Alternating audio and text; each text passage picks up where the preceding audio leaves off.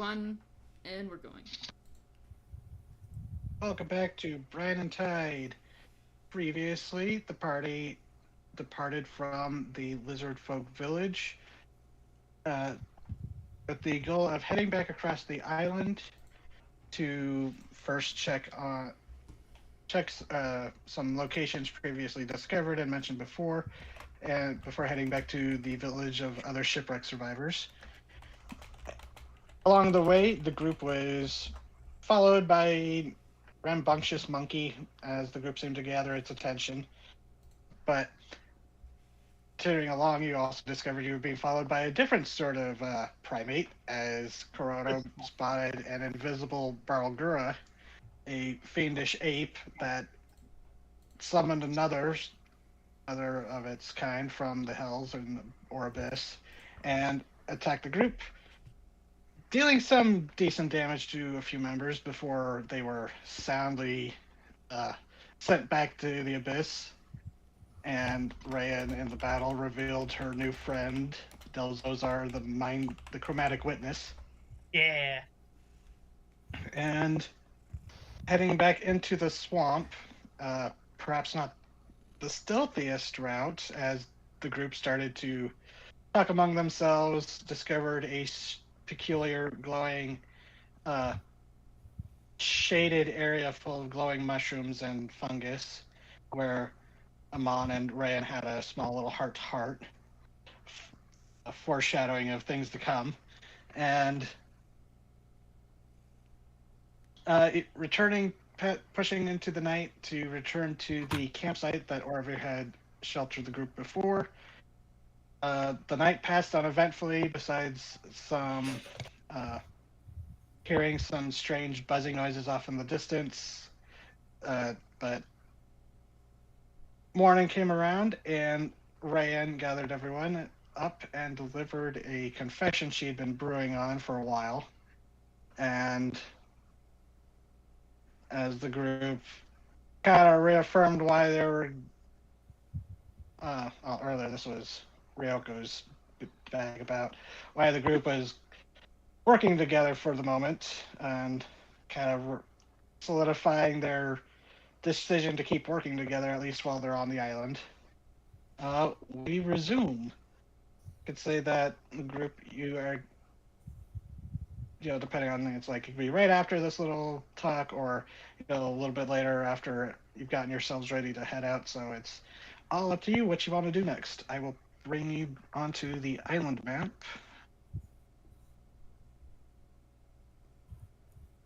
Because we are at that little red square in the swamp. Fear's camp.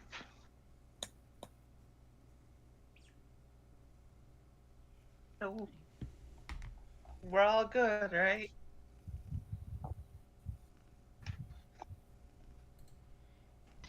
I would say so, yes. Yeah. No one's changed their mind about doing things together with recent revelations.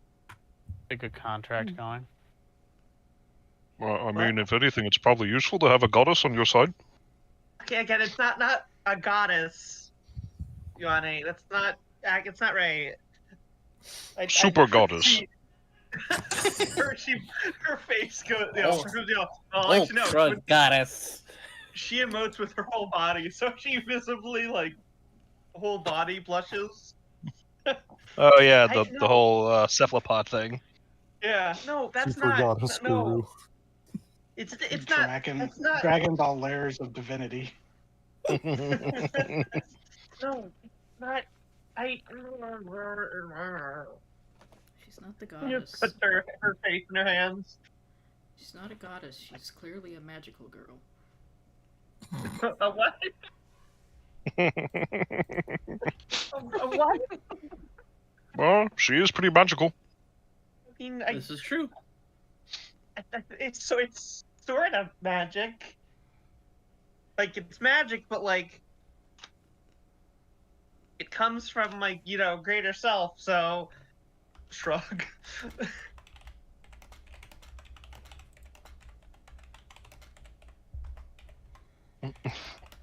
Big shoulder shrug. It's like, oh, if it works, it works. Yeah. If it works, it works. Yeah, that's why and it's a good thing I'm not put in charge of everything, because, you know, it's like, I don't know shit. So if it works, it works. I mean, I don't really know shit either. I've had to ask guys like everything, so. Well, to be fair, yeah, now think about it, I don't really think anyone knows what's really going on. Honestly, Imagine- do you Imagine understand if you did. more stuff than I do? I cut up fish. Yeah, I couldn't do that. I couldn't do that. I think Right. Awana would make a wonderful leader. He knows Well, what's going on. I'm not captain material. Yeah, you I know, disagree. you have. And she like pounds her chest, like, ow. Like, you have good heart. Ow. It's not about strength, it's about caring, right? And yes, I do have a big heart, because it needs to be big in order to pump all this blood.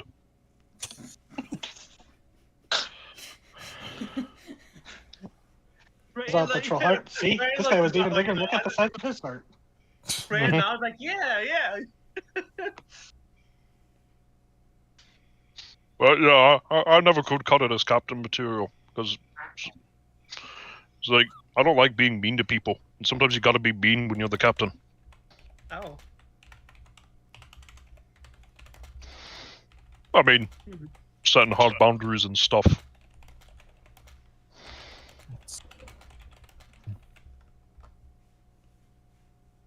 Anyways, I think we're gonna fight a bunch Angry. of bugs now. Hey, we're gonna try not to fight the bugs. Oh, Which I mean, I don't want to reminds fight a me- bunch of bugs, but bugs might want to fight us. I'm gonna well, hold on. So, okay. Weird question. Does anybody know what? Oh God, I don't even know how to ask this. Never mind. Take your time.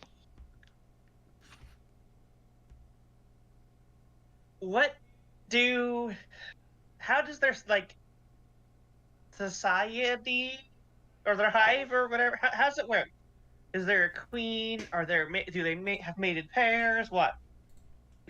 Well, that's not my wheelhouse. And if anyone wants to make either a history or nature check, you can go ahead. Sure. I'll give guidance to somebody. I don't have those skills, but I might as well. I don't have them Nature and history. I'm going to do nature. Let's see. Let me make sure I'm on. Yes, I'm on. Hey, 15. I poked you. Ha. 18. So, you've probably heard of Onkeg, or maybe even had a deal with a few back home in Gardenia, because Onkeg are surprisingly one of the few giant insects that don't fly that actually have spread decently okay after the deluge, or at least they seem to spread to islands fairly frequently. Mhm. But Onkeg, as far as you know, generally they don't have like much diversity. You know, they're usually just they don't really have caste systems generally. But with that high of a roll, you do know that once they do reach a certain, you have heard, and Orvir might have mentioned this too, or someone else might have. I think this got brought up briefly by someone. But when an Onkeg hive reaches a certain size, there may actually emerge from a group a dominant pair, a king and queen. Okay. So they can. Typically, it's just a single mated pair that will breed, but usually they're just normal things unless they reach a certain size. Yes. So normally when it comes to oncake, oncake tend to be just kind of big bugs, not usually the most social. But if a mated pair gets to a certain size, weight, and category, they do a morphing into a king and queen pair. And given the fact that there's been rumors of a nest, I would say it is a non-zero chance that there is a mated king and queen pair inside, if not just a mated pair that's been here for a long time. To be fair, so has the polar bear, and the polar bear got big. So I would not be surprised if there is some particularly big oncake down below. Okay, well, we're not going below. We're just trying to see if we can't find, A bug man, yeah, Bugman bug could be woman, in the bug person, yeah. if they're even all bug. Do you know if there's any fishes, changes in the way they look when they are king and queen? I have never seen a king or queen. Only heard about You them. have heard they get bigger than normal. They do get big. Okay. Like how Ione is big compared to you guys. And you Okay, have well- seen the remains of actually like 2 or 3 half-eaten oncake in the Anzu nest. So you know how big they can get. Which they're like medium-sized creatures. Yeah. Okay. Let me check to be sure. So like I to put think it in to put it I think in vanilla wise they're large, but They might be large. they're like size of cow, kind of big. Oh yeah, they are large. Yeah. So like oncakes are large, but an oncake king and or queen is also large.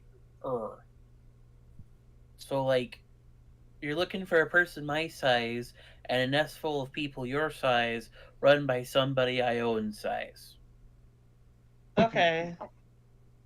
So that plan might not work.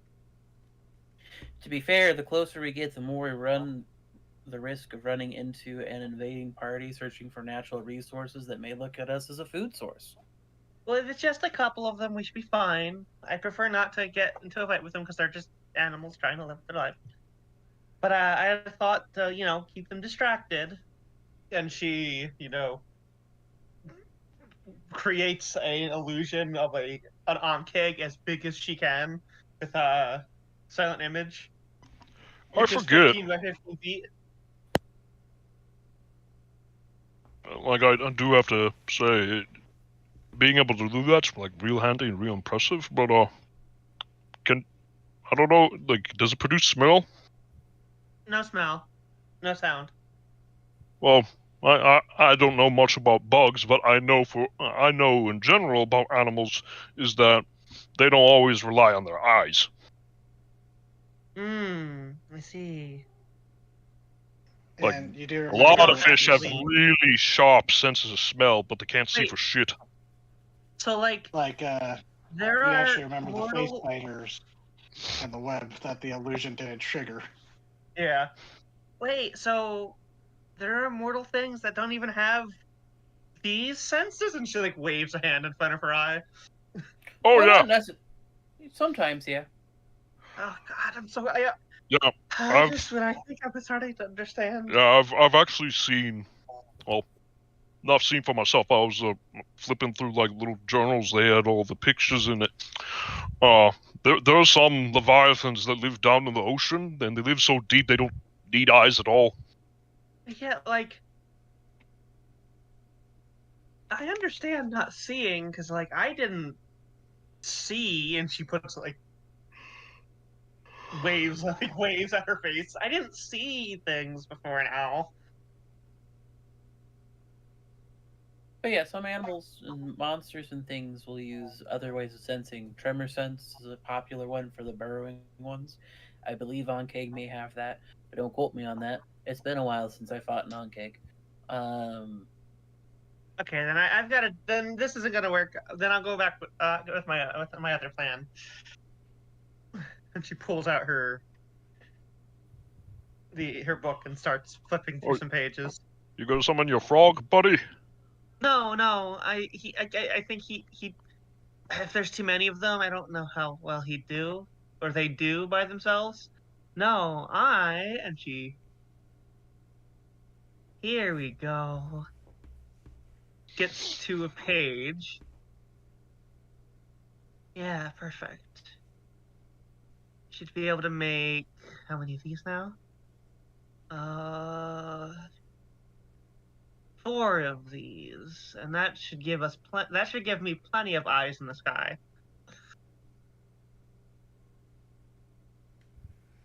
Yeah. All right. Yeah, this will work. It should work.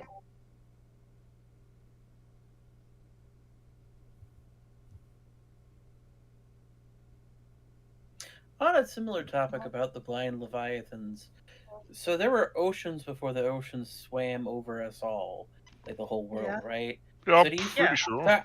So how big do you think the ones that are in the old oceans are? If they're still around and they keep growing, They could do I- it. probably pretty big. I will toss this. The area that basically this setting takes place in is known as the shallow ocean, because these are the islands are where you are basically where the continents got flooded. The Mhm. deep, the vast ocean past Motor, that's where the previous oceans were. Mhm. Fuck. That's awesome, but Jesus. terrifying. Yeah, so like that's a thought I Well- had, and I'm sharing it with the class. Have fun. I've tackled some pretty big things, but we don't go fishing past the deep waters. Yeah, that's one of the things that part of the Republic does is they hunt down the things that come in from the deeper waters. Yeah. Hmm. So sometimes they get lost, or they're just hungry, or they're just looking to cause a ruckus. But we don't go out on their turf, so Maybe it's something scary out there. nudges them in a different direction. Yeah, who knows? Because sometimes fish flee before a bigger predator. Well, that's terrifying. Never thought about that. I can't Fish wait do to go find go to them. shallower. Fish will go to the shallows if they're being chased by a bigger fish. Anyway, let's fight some bugs. I don't want to think about that too much. Oh, I can Yeah, think about that a lot. Once we get close, not like too close, but like, to a place where we can sit safely for about. Oh god, what's the casting time on this?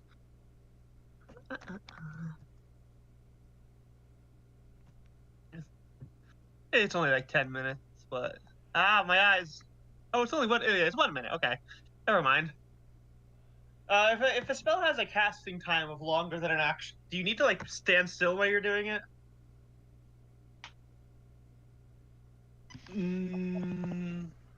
Yeah, I No, think don't- I think you have to be like focusing on the spell. Like your entire action is doing the spell. Yeah. Especially since like each round of combat, or turn, is 6 seconds. So if its casting time is 1 minute, that means for 10 rounds, you've got to be doing nothing but casting the spell. Yeah. All right. Well, once we're closer and we're like, Or if in a you're place- casting a ritual version of it, that would be 100 rounds. I do not think this is a ritual. Jesus. Is it? No, this is Yeah, not a ritual. spell. I have heard of people like telling horror stories of like, yeah, I was in a game and one of the party members decided, oh, I'm going to cast the spell that takes 10 minutes to cast, and it's like we're literally in the middle of a boss fight. Oh my god, that's so dumb. Uh-huh. Usually Hey, it's so people when- who are new to the game and don't quite grasp it, but Fair enough. Fair enough. Well, once we're like there, so because I can only have this up for like an hour. Right? Yeah. I can only have this around for an hour, so I don't want to, do it when we're not there yet. But it should give me a good view of there, and if I can't see the our halfling friend or gnome friend or tiny, Really tiny bug person? yeah, that you guys have never heard of. Nope. Probably not the question. I mean, we met a Spider-Man. Oh yeah, but you guys had heard of the spider person. None of you had ever heard of the Thrykean. She looks at her book. I wonder if that's from another world. Well, maybe the old world. Oh, maybe. Yeah. Allegedly, a lot of that stuff got swept under, so like there's entire peoples that are just completely lost because of the world flooding. That's really sad. Though to be fair, that kind of happened with everybody. Allegedly, dwarves used to live in mountains, if you can believe that crazy nonsense. What are mountains? Well, I mean, we We climbed the climbed mountain. one. Oh right. Just turn around, point. Yeah, I'm not even gonna take that back. She's. Oh right. Very large Yeah, the big rock. stone, big rock. I'm sorry. It's just like, what's the mountain? We climbed one. That's pretty good. I mean, you can climb something and know what the name of and not know what it's called. So Yeah. I don't. Someone, It's an the island first person above to ever water. climb Mount Everest is like, man, this is a really big rock. I mean, what do you think people called them before they came up with their language's name for mountain? Big rock. Mountain probably means big rock. Hill. It's really Um, tall hill. So how long till we get there? I assume this conversation with nobody on watch was still at the camp. So, heading out. Yes. Yeah. Okay. Again, marching order and who's going to be forging a path and perceptioning. So, typical marching order, and then, same thing about, either one person with advantage or two people need survival and perception checks. I will once again take the front in order to clear a path. I'll go in the And front right. this time. Okay. I'm Then gonna- I will go in the back by Ryoko. It will be in the air, like hovering over the middle of these idiots, and I can do the perception. Okay. Give you advantage. And just help you in looking around.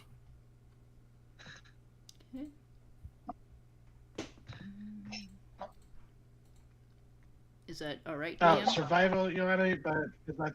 Sorry, what's that? If Quiet Hearts Oh. give me the advantage for perception. Oh, yeah, that's how we've been rolling. Is your survival the same? Oh, Okay. it's even better. My perception and my survival have roll. the same bonus. So you can take the 17. We could just use... Yeah. I just forgot. I mean, it's not much of a difference. That's pretty close. So... Oh, well, we can also... whatever. You did fine.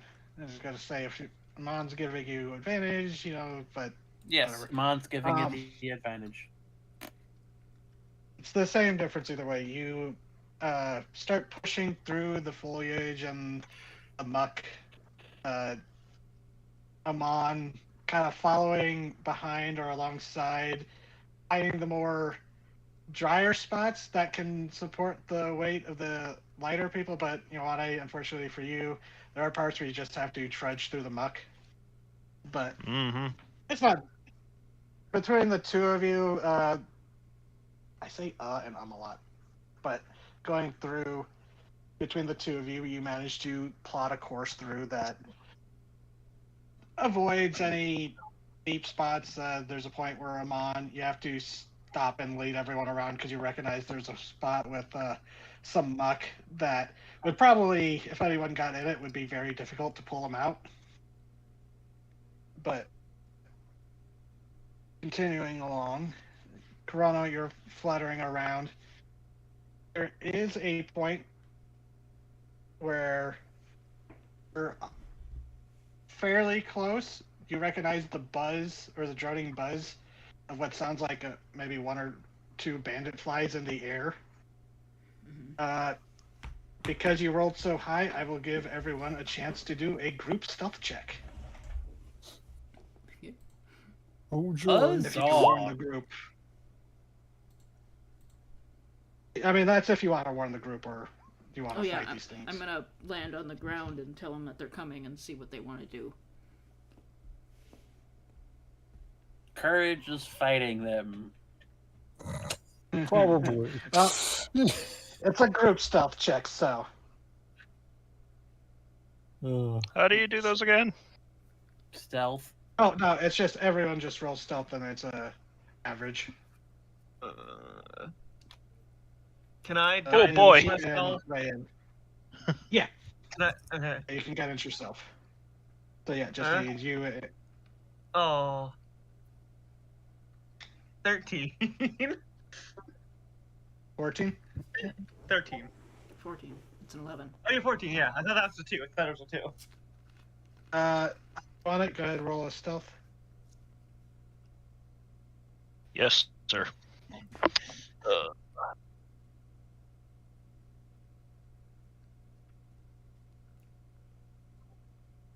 Come on. There we go. That's a roll.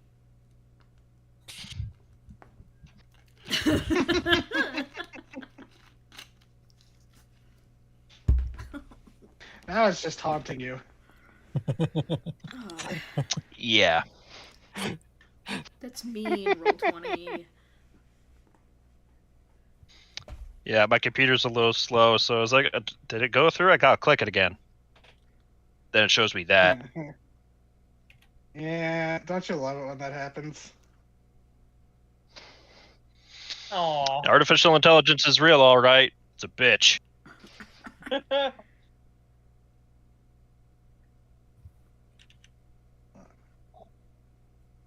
Sorry, I'm looking at something.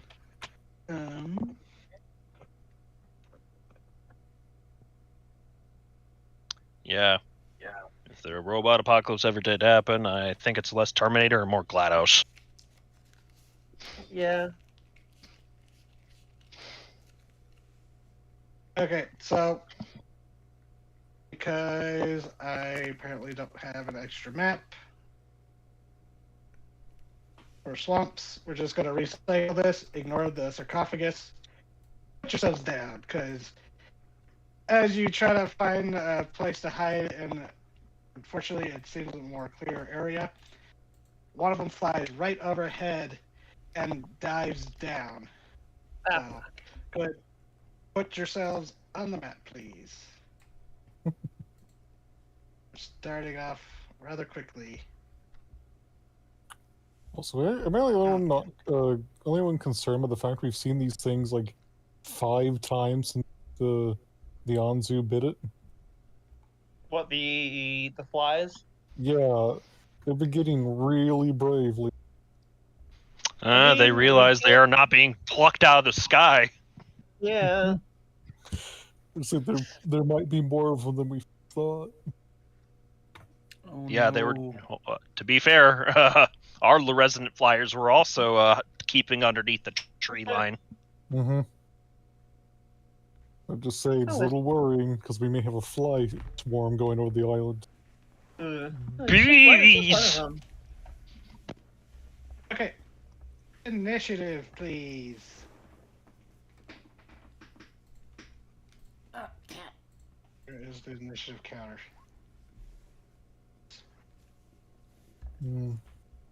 Let's see. Oh, yeah. I miss Hildy with my amazing initiative.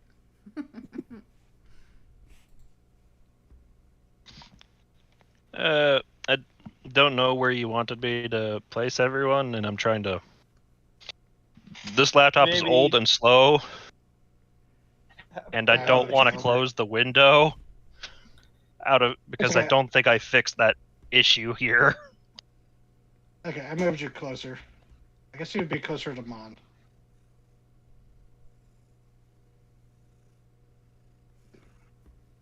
Okay.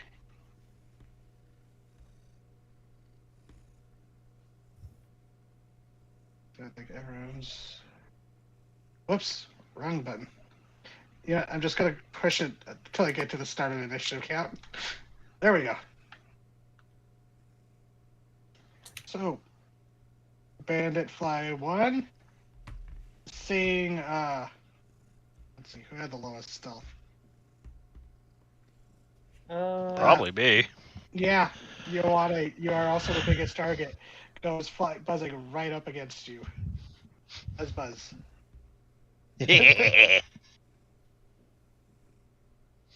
That hits. 17. Okay. Oof. Oh. Oh. Oof. Sorry, these reskinned griffins are so painful. Is that what they are? Come on. Jesus. Oh, it's my turn? The griffins aren't too bad. Oh boy. Oh boy, this one's really close to my friend and buddy, and I don't particularly like that. Yeah, you So just I'm saw going- it dive in, sink these hook-like claws into him, and just stab him with the proboscis. So I'm going to grab. Hold on a second, I'm reading something real quick. I am trying to remember an item's description that I have. Wait, it's right over here, I believe. Yes, Item handouts are near the bottom. yes, I'm looking at it. Okie dokie.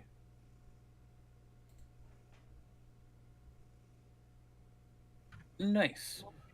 That's what I was trying to figure out. So I'm going to pull out the new magic weapon. I say new. I've had this magic weapon on me for a hot second. The Spirit Wind Wazakasi, which doesn't really help me in the current situation, but as I'm going into melee, I'd like to have something that can hit back. No. That doesn't hit. I am assuming. But you do have enough movement that you could move into flanking with them for the second hit. Yeah, we're just gonna do that real quick. So we're gonna flank a fly, and we're going to try that again. Okay. Stab away. Oh yeah, that one hits. Oh wait, hold on. Actually, I need a. Oh wait, no. Yeah, they definitely have an AC higher than 9. They don't have the best AC, but it's higher than 9. So 6 slashing. Yep. And then that's my turn. I'm just gonna do the 2 attacks and be like, let's see what this fly can do. All right, Kuroda. Let's see. This one behind you is about like 15 feet in the air. It's kind of diving down to fly. Okay. Let's see.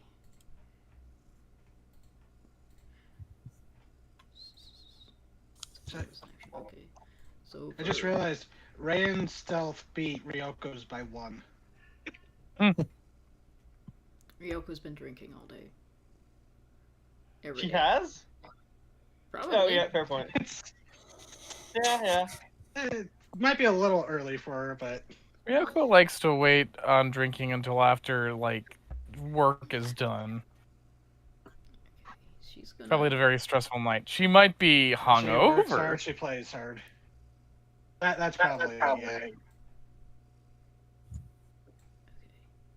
So, I'm gonna move over here, but before I move, since I was right here, I'm going to cast Spiritual Weapon, like right here, so I'll be able to hit it.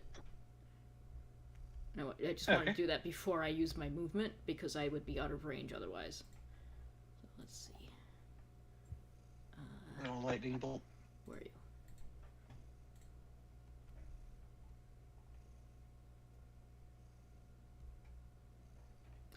Oh, 60 feet. I always think that spiritual weapon is 30 feet for some reason to cast it, because it can only move 20, that's why. Yeah. Yeah. Oh, so that definitely hits. Sorry, I was answering something.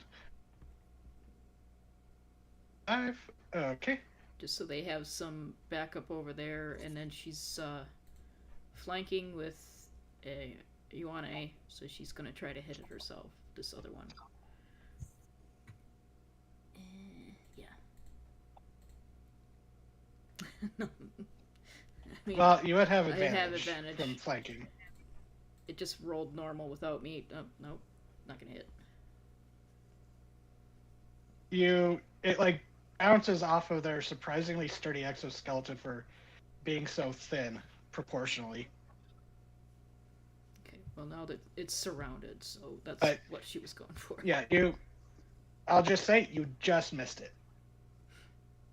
Alright. Oh, Rayan. There's a big fly diving right towards you and Ryoko. oh, it's just these things. Okay.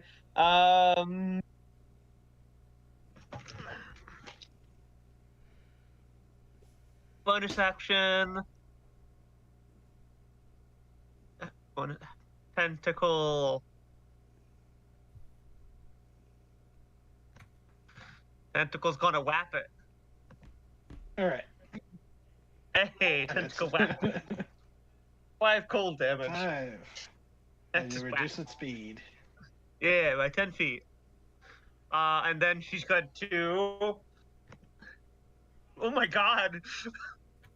I don't know if that hits or not. Oh, wait. How did I get a 1? Dice be bitches, yeah. God, alright. Fuck you. Again, there we go. Oh, God. Yeah, Didn't mean yeah. to click 21 it 3 hits. times, but that's 10. 20. 25. So, are you hitting the one that's closer to you, or the one that's on Amon? Or This Yuan? one. The one right here. Okay.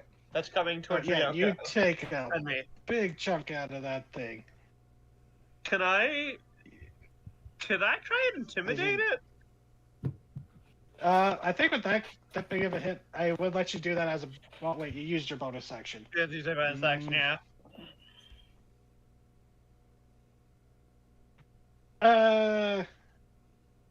I think maybe next turn or someone else would have would have advantage on the intimidation. They Fair enough. tried it Yeah, she just fucking beats she just. because you used up your action economy there. Yeah. She whaps it and then just starts exerting pressure on it. See, one of the legs actually, it's just like one of the little pressure bubbles just snaps off the leg and it falls. Oof. I got Yeah, 5 yeah. more, but still. Yeah, but still. Next turn. Yeah, that nearly knocks it out of the sky with that hit. Not like killing it outright, but that was a very powerful pair of hits. Quite hurts. So they are going to move up to here, and I know it's 15 feet in the air, which is probably out of my reach, I'm guessing. Yeah, unless you had like a reach weapon. I do not. I could still shoot it though. Yeah, I can do Yeah, that. Just kind of just they just even- run and- up. Sorry, go ahead. Yeah, just gonna kind of run up and move under it and just look upward, and it's time to beam it in the stomach. Nice. Where did my blast go? Oh, there it is. Evidently not. Yeah, that one misses. 2, 15, That one does.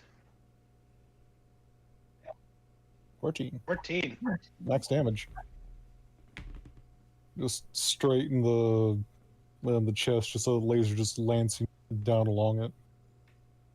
Yeah, and you actually see it slices through some of the exo armor, the exoskeleton, and this thing is now barely in the air. Hasn't even reached anyone, and if a bug could emote, you could tell it's thinking, oh shit, oh shit, oh shit. regret. But yeah, Quiet Arts is gonna notice their laser's stronger than it used to be. And just it's just questions for later. It's end turn. Yeah, it's like the first one, it didn't have that oomph, but you concentrate, and then it just comes out stronger than it has before.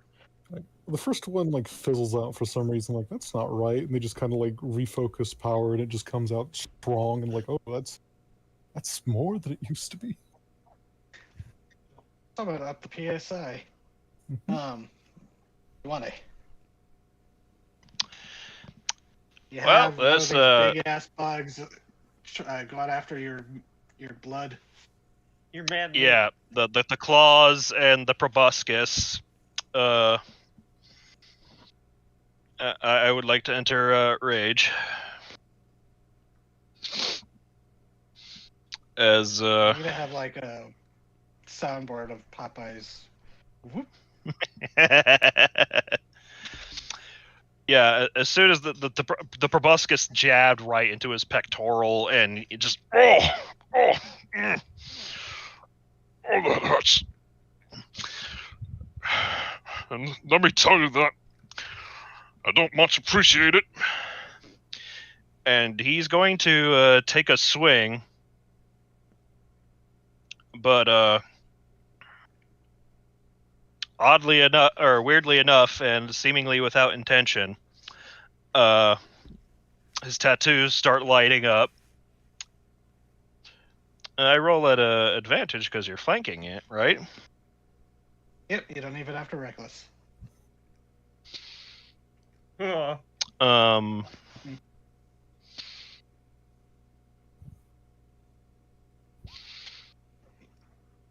both hit.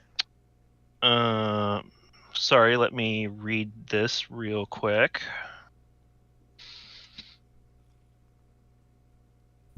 I had it like viewed like 2 seconds ago, and then my brain immediately forgot it.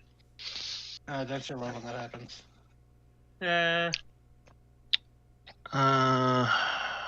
Come on, load faster, please.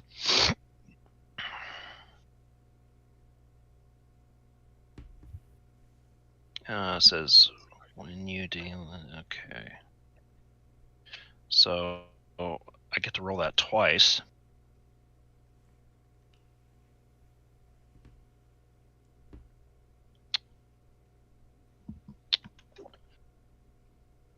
Oop, hold on, sorry.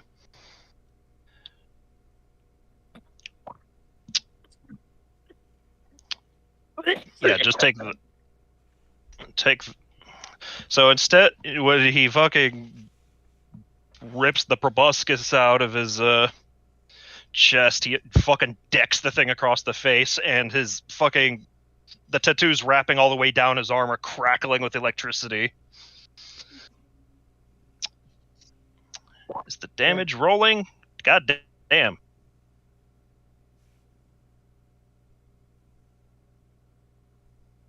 Yeah, it's going. Yeah, so all that bludgeoning damage is in fact lightning now. Ooh. Dang. Oh my god. So, hold on. All right, fine. I'll open up the calculator. Is it even alive? Well, this one was the one that was barely hurt, so hold on. The math Yeah. will tell me. It's still alive, but that was like enough to more than bloody it. Jesus. It's still alive, but it doesn't want to be. Yeah. Yeah. He ripped the proboscis out, immediately decked it across the face, handling, crackling with electricity, a little clap of thunder as it makes connection, and Ioana's just like, whoa! So to put this in comparison, Ran and Quiet Hearts with the spiritual weapon, the other one down to what you just made it an equivalent of. They're both at the same HP total now. Oh my god. Well, Yeah. one is higher, that like 1 point higher, but it's just like, oh wow. It's I weird need how to, that. yeah, it's like this was Barbarian. a random thing, but it's just like I need to throw more than just pairs because you handle the pair of trolls, the pair of Bargura, and now the pair of flies. Yeah, Ioane is looking at his fist. It's like, that's new. What do you mean that's new? And it's I don't know. similar feeling to when the Anzu was electrifying you, Ioane. But this time it doesn't hurt. Yeah, that does click in his head a little bit, but he's also like he won't explain it until afterward. So, unless you wanted to move, Ryoko, your turn. I don't know what this is, but it's pretty damn cool. Which fly? I'm gonna attack whichever fly had the initiative that was lower than mine, because that means they probably haven't acted yet. Correct? Yes, the This one one. that is about to drop down on Quiet Hearts, it looks like. Okay, I'm attacking that one because with assassinate that gives me advantage, and you know what advantage does. gives me? Snoik attack. Well, that's underwhelming. Snoke Well, attack. That 15 damage. is exactly how much hit points it had. How do you want to kill that one? Fucking shuriken through the eyes.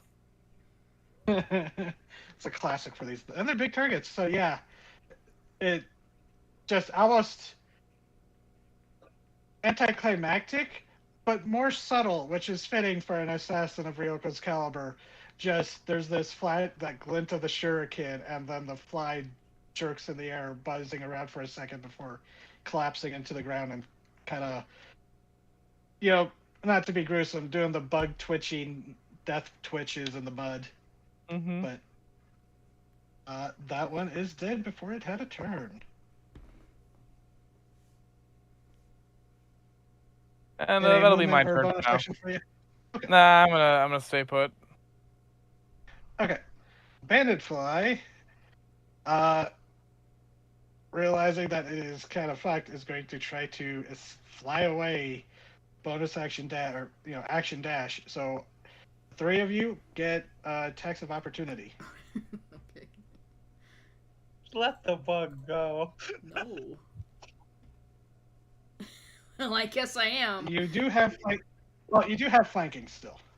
That is true. 12. Oh my That god. is its AC. Why is my Oh, pike okay. so shitty? I have a +4. Fuck you.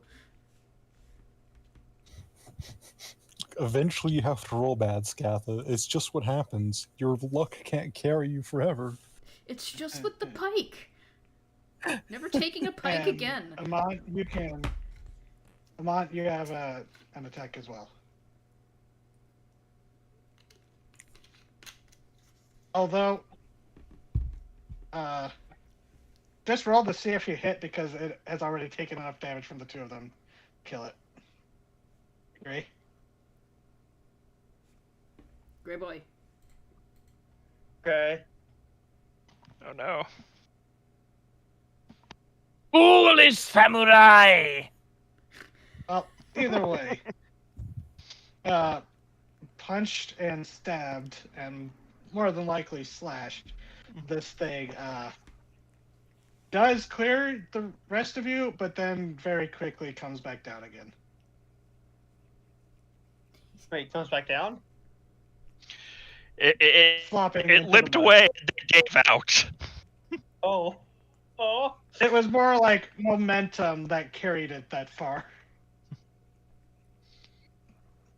So, after a few moments, you wait and listen to see if there were any more, and it just seems like it was just those 2 flying around. So, combat is over.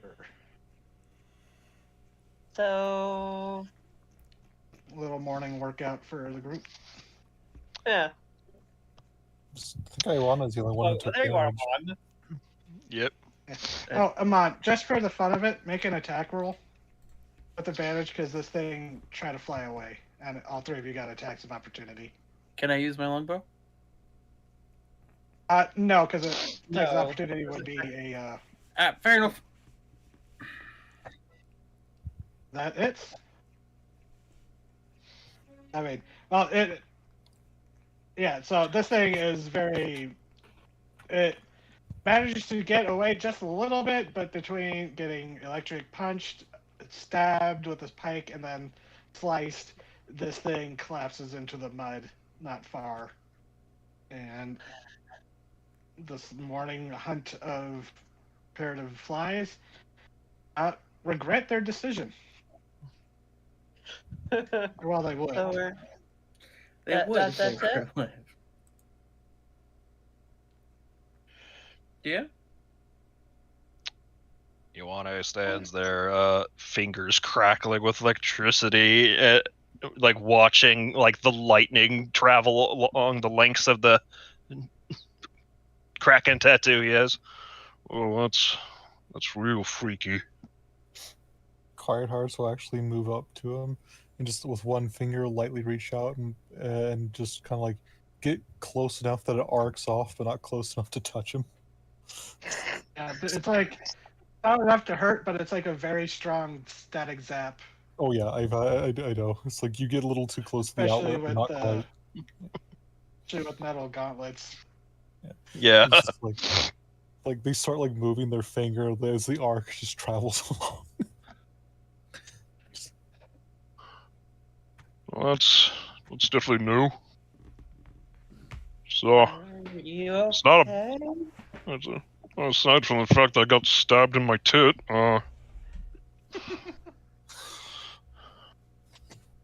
No, it doesn't feel bad at all. It's weird. It's kind of like when the Anzu zapped me. But that hurt, didn't it? Yeah, it did. This don't though. Do you like some healing? Oh, sure. If If poke you and I don't know, however many HP when you're missing. I will take as whatever you can. Oh yeah, you're a paladin multiclass, aren't you? Mm-hmm. I got a 25 tank, so I'm currently missing 30 30. because I took 20 damage from the bandit fly. Oh well. No, wait, I should have healed during the night. Never mind it. So Yeah. just missing 20. It's like Okay, yeah. I didn't Go ahead really and take, do that. go ahead and take 20. I like my meat shields full of health. the flies, they hit hard, but they're like wet tissue paper. Like actual Little flies. glass cannons. They are a nasty stat block though. Are you? I will fully admit I did like use Griffin as a basis. They're tweaked slightly, but Yeah, that's fine. Yeah. Rain like comes over and like. Are you still crackling with electricity? Depends how much time has passed. As soon as the rage ends, really. Mm. it would the rage would be fading by this point, but we'll say that since it's the first time, you're still a little bit arced. that was a weird feeling. What? How? What? Well, magic. Shrugs. Magic. It's a good answer, magic. I mean, yeah, I guess. I mean, could you all the times we've asked you when suddenly something new happens, you don't really always have an answer. Looks at her tattoos. I mean, yeah, fair. And not to be biased, but I am also now concerned about the amount of magical tattoos and markings that are coming across the party. I've always had these. Yeah, they didn't do that before. Yeah, I mean, yes, but they've always been magic. Maybe I they mean- just reacted to the Anzu's electricity.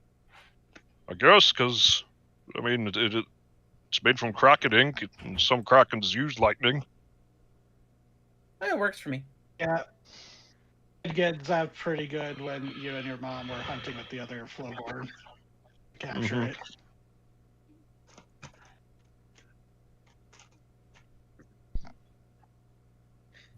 So I These guess are- There's a reason the magic just kind of woke up. why the flowborn import rubber from the Dominion very heavily. Yeah, and A mystical substance. these tattoos. Hmm. And she points to the one to herself. I'm pretty sure these are related to my greater self. If anyone wants to do just like a memory check, so either intellect or wisdom, except you, Rayan, and you, Corona, you know what I'm getting at. Mm-hmm. Oh.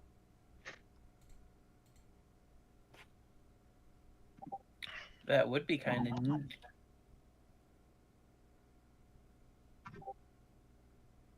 Anyone gonna roll?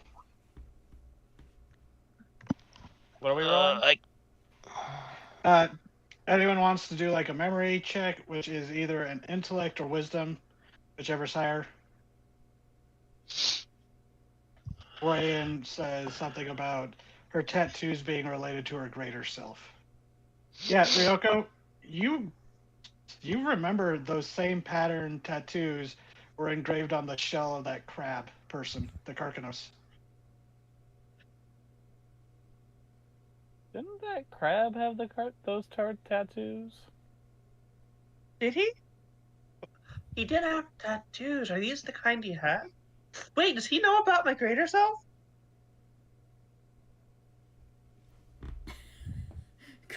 Well, that's a question to ask him. Chrono just kind of looks and turns and looks at you. Who, me or Yeah, Yoko? you. She's What? looking right at you, and she just kind of looks at you and nods her head like, yeah, that was, yeah. That's how I knew about it. Wait, you knew? Why do you think I was Huh? so shifty? I figured you were suspecting there was more to me than what it seemed. I didn't know you knew I was. More than meets the eye. Fuck you, God.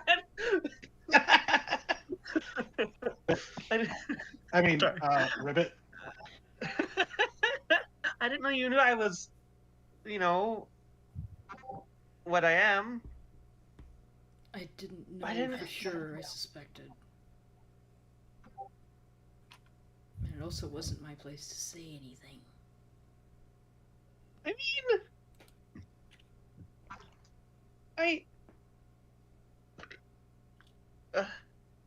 thanks. If you didn't want to share, I wasn't going to throw you under the bus. Under the ship. I wasn't. I Under guess the Wagon. Yeah, I wasn't gonna keel The haul you. I swell? guess. I don't know. yeah. I don't know what that Was- means. I was gonna throw you under the cart. Right, it's blank face. I don't know what that means. Keel hauling is when you tie someone to the back of a vehicle that's moving very fast and have the vehicle drag them along and just let the friction of things do the rest. That's terrible. Why would you do that to anybody? Yeah, someone pays big enough. What? Usually it's a punishment for criminals. And there's just the so- look. So much you're protecting it. Keel hauling in a nautical historical sense is a person would have their hands tied and their feet tied to a rope each, and then they would be put down the front of the ship, and then the ropes, they would be used to drag along the bottom of the ship as they were sailing from front to stern, and then pulled up, and if they survived, that was the end of their punishment. Yeah, and you're literally hauled by the keel. Mm-hmm. which was usually more awful than just drowning because the undersides of boats are covered in barnacles. And again, Yeah, so it's and again, an you do have execution the more than friction, anything. the friction of the vehicle moving, you know, adding to some discomfort. It's just an awful Yeah, thing. yeah, it's a yeah. It was just really fucked up. I learned about that when I was in 3rd grade, and a teacher explained it when someone mentioned in Treasure Island. The horrible way to kill or at least brutally injure a person. And you can do it with non-boats, too. I mean, technically it's not, tying them to a keel, but it's the same principle. Anyways, sorry, it's just a little nautical history there. I mean, it's fitting for the game, so. Oh God, is he afraid of me? Why is he telling everyone else? I don't think so. That fella is what Wait, does you he- call a cultist. Her face, she goes like, her whole body goes like white.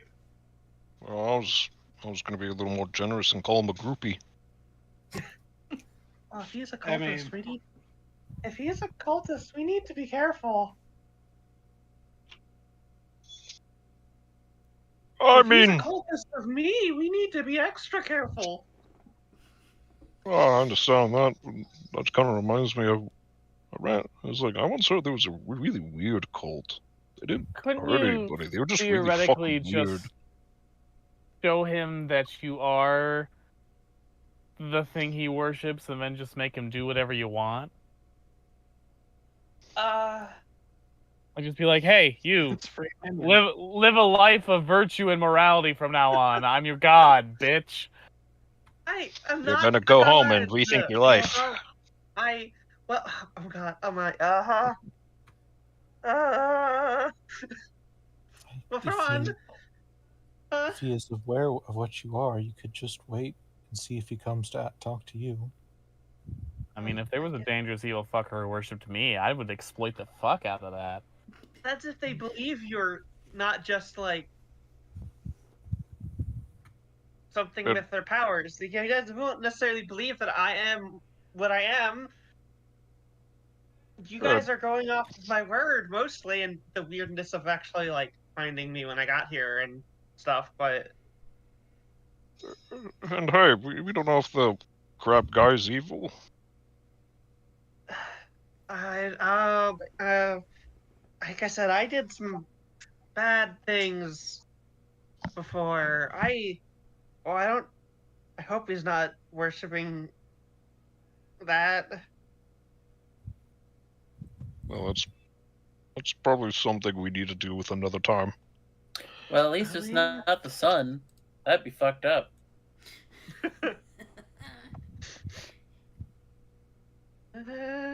Yeah. The sun possesses a deadly laser. Well, the sun god was one of the reasons the world drowned, so it's like... Yeah, Exactly. She looks up and like. She looks up and like, I wonder if I'll be able to talk to that guy at some point.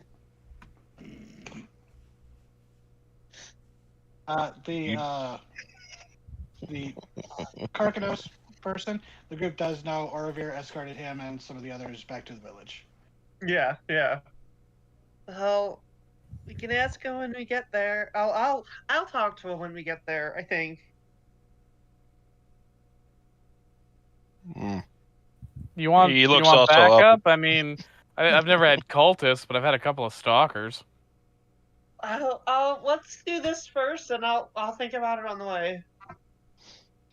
You're looking up and saying you want to talk to the sun. Is like, no, I don't think he talks too much. He does stare pretty hard though.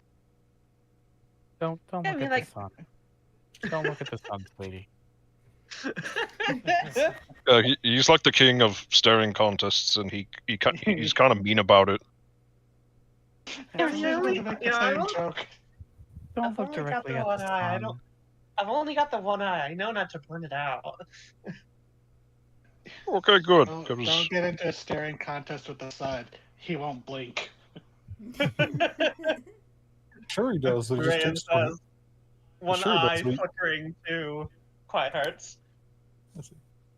Yeah, they look back. They don't say anything.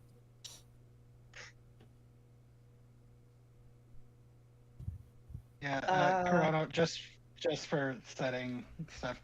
Corona being a cleric, you know that air quotes clerics of Solaris worship him. Their goal is to make sure he stays tame. They're more like they consider themselves more like wardens rather than worshippers. Know your enemy. What do I know about? What do I know about the sun god?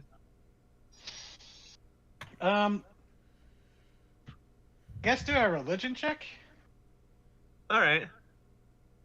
Oh God, I'm so bad at this. Yeah, that's what I thought. Oh, wait. The great irony is there's a religion based on you. Let's see if I can get above a 10. I can! 12! Yeah. You would know kind of like the basic stuff that pretty much everyone does. Solaris was the sun god, and in kind of the creation or historical myths of the world, that before the deluge, he became, or his hunger was scorching the world, and if it hadn't been stopped by a collection of cosmic and divine beings, many of whom ended up injured, or a lot of them slain in the effort, would have destroyed the Earth or the planet, but was eviscerated with the stomach ripped out, eventually becoming the moon. And but now the sun is a more relatively tame, life-giving presence rather than the burning scourge that it was in the past. You see, my tummy was making the rumblies that only planets could satisfy. Yeah. Wonder if that's what drew me. It was like quietly to herself. Wonder if that's what drew me here.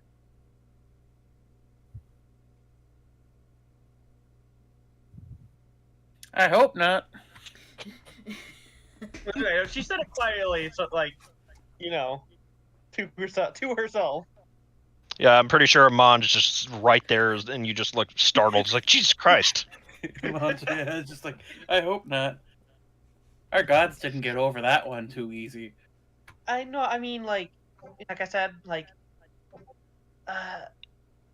greater self. It's not all it is, because I don't really know how to put that into words. But like a big part of me is hunger. So I was wondering if maybe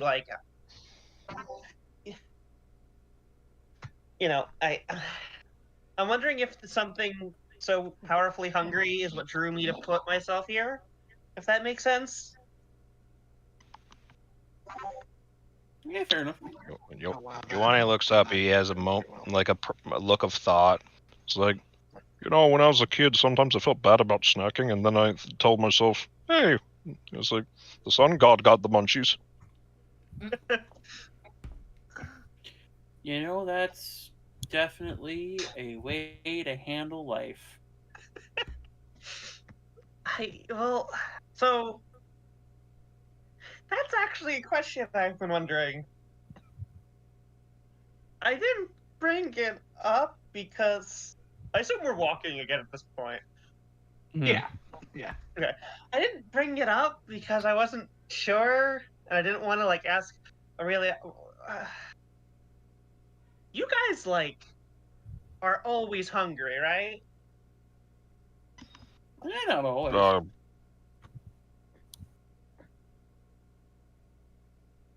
I mean, I tend to eat a lot because the whole.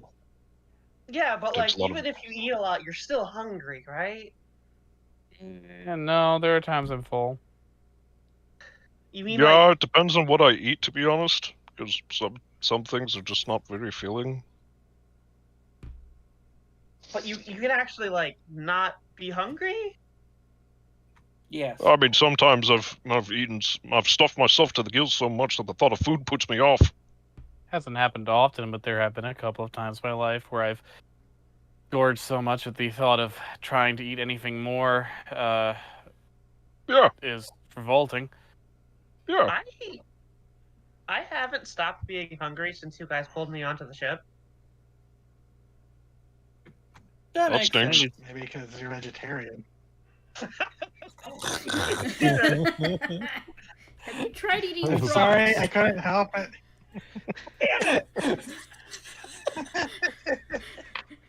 Well, You're both shame on both of you. I can't speak to the whole big super goddess thing, bodying hunger, but I don't know if your body's still hungry. Maybe you're just not eating what it wants.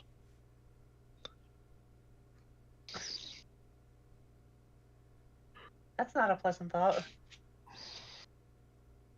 Well, I haven't seen you eat any course, meat, so We're also in a don't- survival situation. I mean, I haven't been gorging myself. I've been eating very carefully because we're in a Yeah. survival situation with lots of other people. You can't really, get all decadent and gluttonous. Well, I don't want to eat meat. I don't know if you need to. You said in your larger self you were never satisfied either. No, yeah, that's why And your larger self ate everything, including meat. and more than that. It ate more than Hmm. things that could be eaten. Like Like I rocks? said, Maybe I want it. Maybe Yeah, I want it as correct, and it's just not the right things. I mean, I don't know if it's that. I just think that's part of what I am here. She's a Well, that's- shrugs. that must You did really find all stink those- because being hungry is like the worst. I mean, it's not that bad. It's just it's like I said, I've been like this since you guys pulled me up. Like sometimes I get more hungry, but I've never not.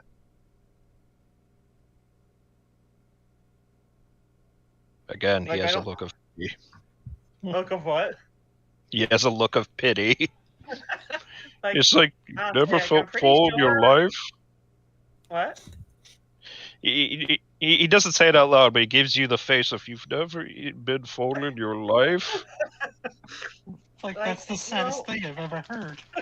Yeah, it's like You know, you've when they never fed had us- my mother's cooking. Aw. Like, when they, you're giving us food at the villages, the banquets that we had, like, I only stopped because, like, I figured I had enough to keep my body going. I could have just kept eating. I honestly, I probably could have eaten the whole banquet.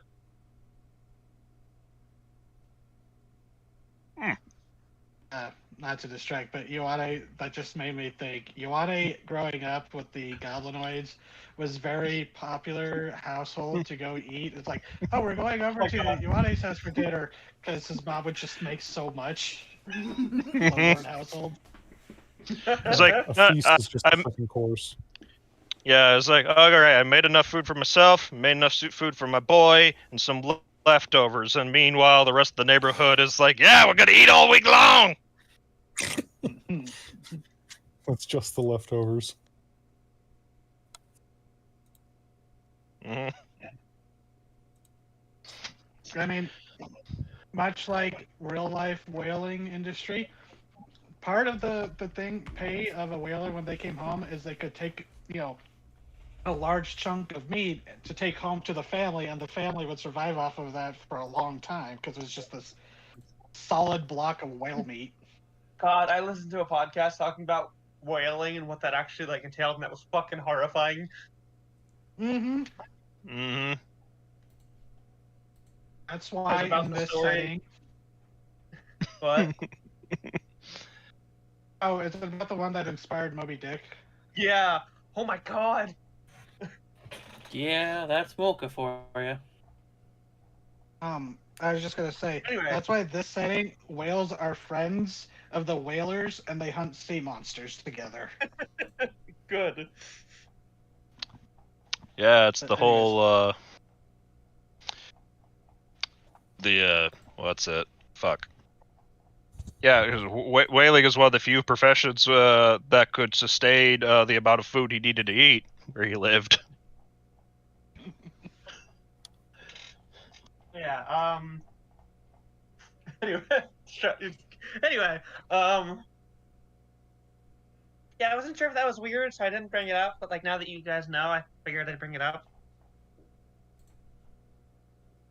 Good to know this body is just continues to be weird.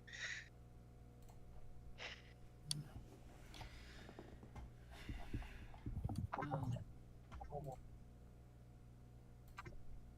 that's something to keep in mind. Let us know if you start to have problems not eating enough. I hope not.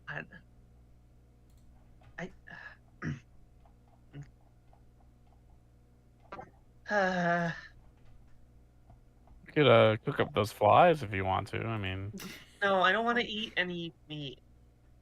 I feel bad. I don't like plants aren't alive in the same way that like an animal or a person is. I don't feel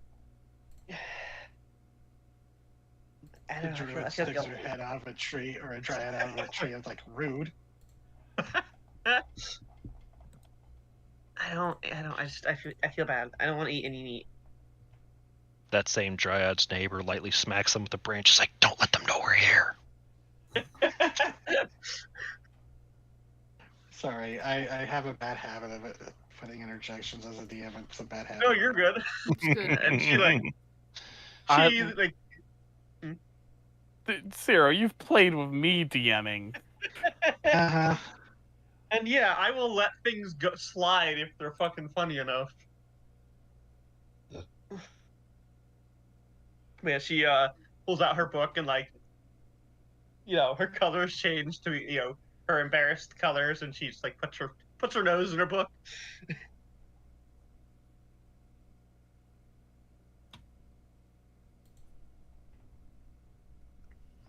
So, as you are continuing along,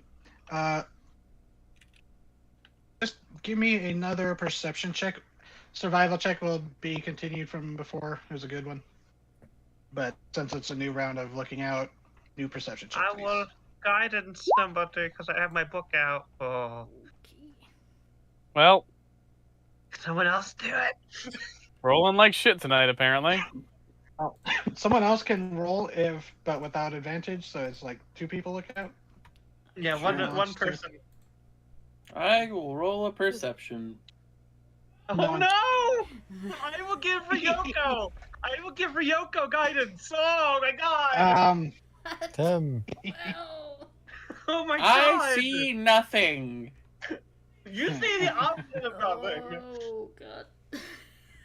Fuck. Obviously, Am- we were meant to fuck this one up. That's just how it is sometimes. Ambush. No.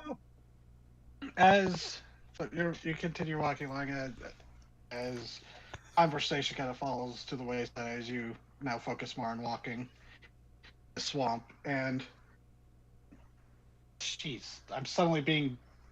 Sorry, flying insect just flew at my face, and I don't know what it was. I'm suddenly like, oh, I'm under something. Onto myself. Onto myself. The bandit fly raids again. So, continuing along, you are pushing through the swamp, Ioane and Amon, forging a path, and it's a fairly easy path. Elko, there is a point where you do notice that while there have been like trees knocked over, it looked like just decaying trees, you start seeing like a few stumps that look to maybe have been chewed on, or like chewed down to the roots. But without saying a matching tree trunk or branches or anything, it just looks like a tree died and whatever something chewed down to it. But continuing along, Uh, it's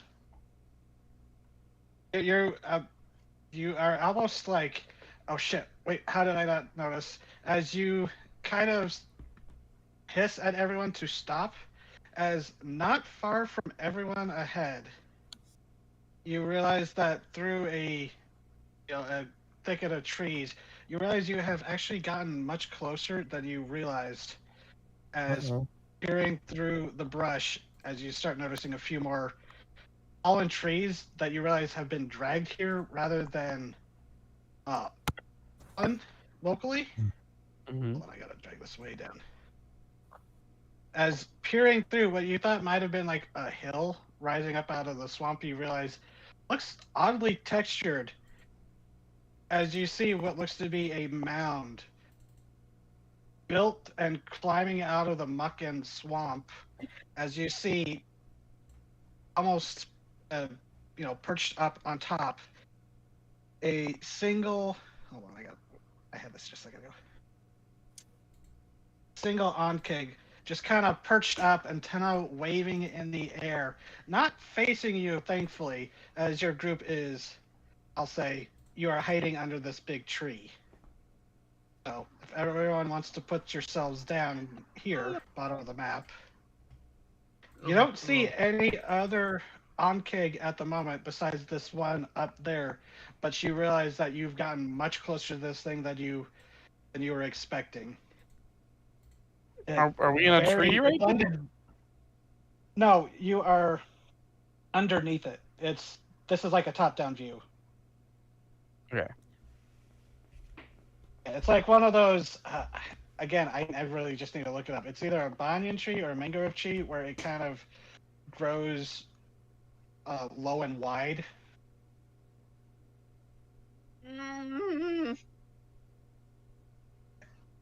So I need another group stealth check, as this thing is just perched up there with its antenna waving.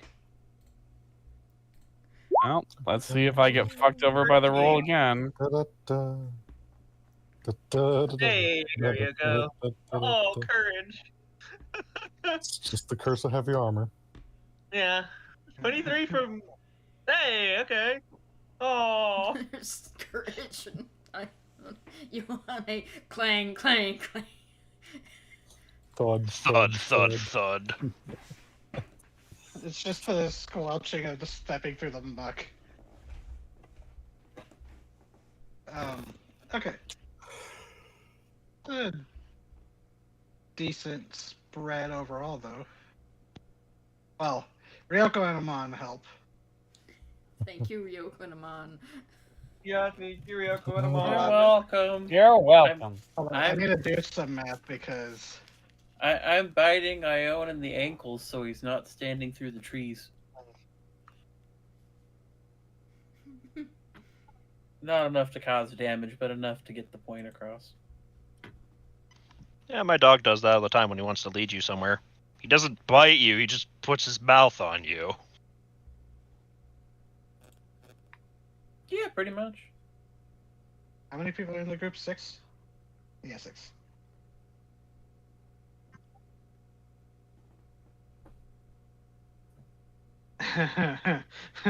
You lucky assholes. What? The average roll just barely beat this thing's passive perception as it's perched up there. So, moment where its head kind of turns around in your direction, the antenna kind of wiggling a little more intensely as there is a moment of shifting chainmail and a squelch of just everyone moving. But Ryoko and Amon, you manage to urge everyone to hide behind, basically foliage, and you shove Yoade behind the trunk, and the Anke kind of turns around, kind of circling around as if it seems like it's like maybe on alert, but it doesn't seem like danger mode. Kind of. It's just kind of looking around now. It's just. But then you also hear like a bird call further, on the opposite direction. It does turn around and kind of look in that direction. So it just seems like thing is now just looking around. Brine like silently motions for everyone to like walk backwards. Yeah. Just slowly walk backwards. Scooting fucked up. backwards. As you start scooting back, you do hear what sounds like a buzzing, like the buzzing drone of insect wings. Although it sounds like only a single pair, but it gets louder and then louder and even louder than what you had heard the bandit flies, even just earlier today. Oh This is no! about maybe an hour later. As coasting over the treetops, the canopy, and then landing, or kind of doing a circle around this hive pair of wings, you see a larger than average. Oh shoot! Hold on, I have a write-up for this. Oh fuck!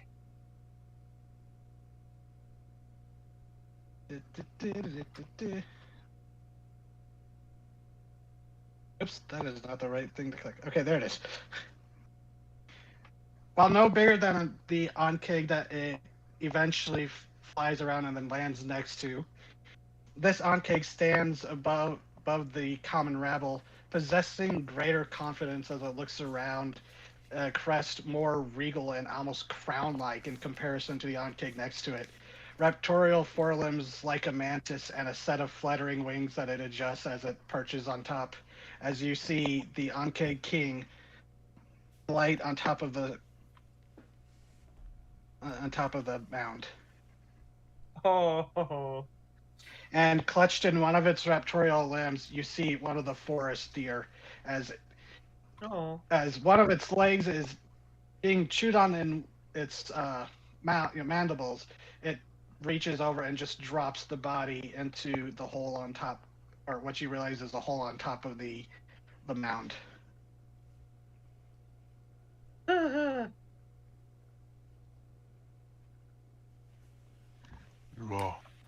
think that's the a big king bug. fella? I think that's the king fella. He's pretty big. Uh-huh.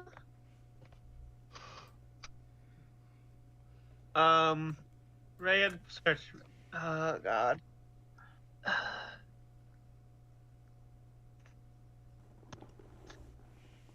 Maybe it's just a bad idea. Probably. What are you gonna do? I want to cast a spell. But I want to be a little further away where I can safely read the spell. That's fair. I will bring up the concern that we don't know if there are any others nearby.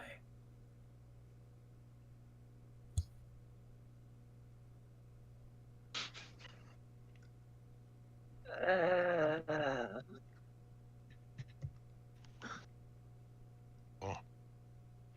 don't see the little bug man. Then we should either leave or find a place to set up and watch for him. That's why I wasn't planning on us getting this close. Who was supposed to be keeping watch? I got distracted.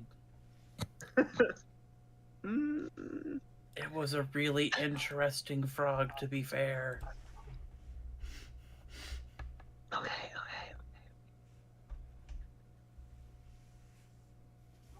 Back away and just keep backing away. Mm-hmm. I'm sorry. I'm the worst at tangenting, but that whole thing about the frog, Amon, it's like Rand going, "What do you have? A frog? No!" I'll take it. Okay, so once we're far enough, like, is there like somewhere? Let's see. As you start backing up, do need someone to do perception checks now that you are, in danger I- zone. Quiet I Heart. would- Biden. Yes, I would Fine like to do perception checks, please. Quiet Heart's perception is fucking ridiculous. Yeah, quiet hearts, Yeah. please. Okay. Provided the dice don't fuck me, it's okay. 19. So.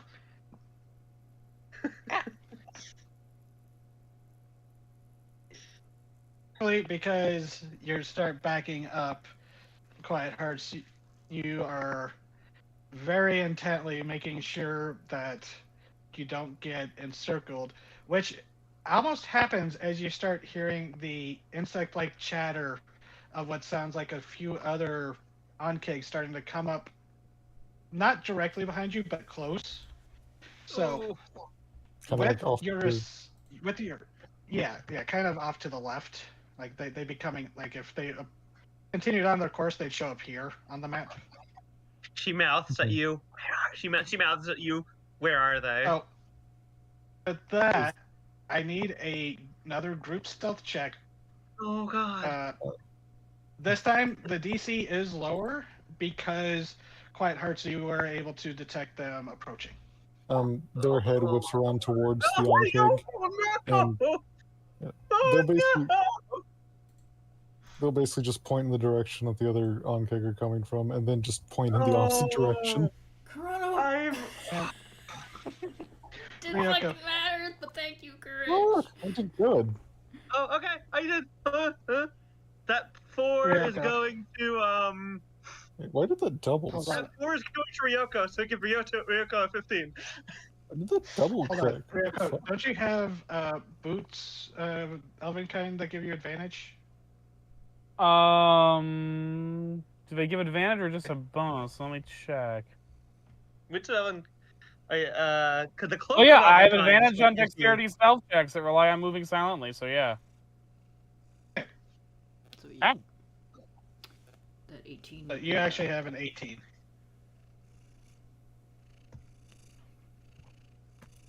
For it'd be a Okay, then- 22. Okay, you get 18 then. Then that plus 4 is going to not the Corrado, not the current. Natural one is still a natural one. Yeah, that's going to Ioane. Maybe bring him up. You bring him up to 13.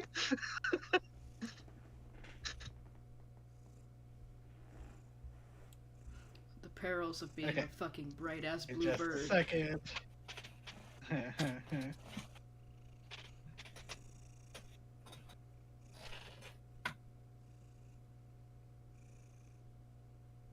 Sorry, it's just so funny.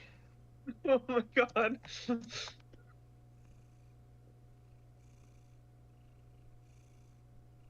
Yes, get purr louder and get closer to my microphone. Okay. So that recurring number or recurring decimal startled me. But as you start creeping along, you manage to avoid the notice of the normal onkeg as you see a group of, I think, 3. No, it'd be just 2 come by, and they're each carrying the end of a log, or a log that Oh. looks to might have been like a large tree that has been chewed down and partially melted. It looks like near the where like where it was chewed on. You see what looks like plastic burns on the wood that maybe that's how they helped chew through it. As they start carrying this, it'd be more like that long. Start carrying it towards the mound, which, as you look at it, kind of has a weird, almost like industrial paper look to it, or architectural paper look to it. Oh, what? Can I Arcana What? on that? Or I'll just say, Amon, you know that sometime, when you've heard that when they get big, that they will start, chewing up stone or wood to make hive structures. Oh. Just like how termites do. They're nature's builders. They turn their resources into structures. But as you're going along, Corrado, how would you be moving along? Would you be like flying or walking? Oh, everybody hid under those trees, so I hid with them. So we're moving backwards. So as you are backtracking, try to put some distance between you and the hive, you start walking back, and then Corrado, you just hear this. You step on something wet and giving underneath your foot, and you just hear this indignant "Grrr!" as you step Oh, come on a on! large red toad. You almost slip as you actually slip back, falling into this thing because this is a fairly large toad, like Pac-Man size. You just stepped in it as it was half submerged in the muck, and it just Oh, come lurches on! forward. And the Ankh King whips around in your direction, and it gives this wings on its back flare out almost in like a threat display, sort of like you've seen mantises do, but then they buzz very loudly as almost a command as the Ankh drop the log Oh my god! and turn in your direction. Okay, we're running now. Initiative time again. Fuck. As you see them rear up with acid starting to drip from mandibles. Corrado? Oh You my need to god, Corrado! Stop that shit! You just fell, so I guess that makes sense. Oh, 16. She is just sitting there in the muck and looking right at Ow. you. Is the Ew! Ankh initiative showing up in the tracker? Yes. Yeah, Yes. 16 Okay. 9. Yes. 'Cause I accidentally rolled those in whisper mode, so I was worried that they Wait. wouldn't show up on the tracker. Yeah, they're showing. You're looking right at who, Callie?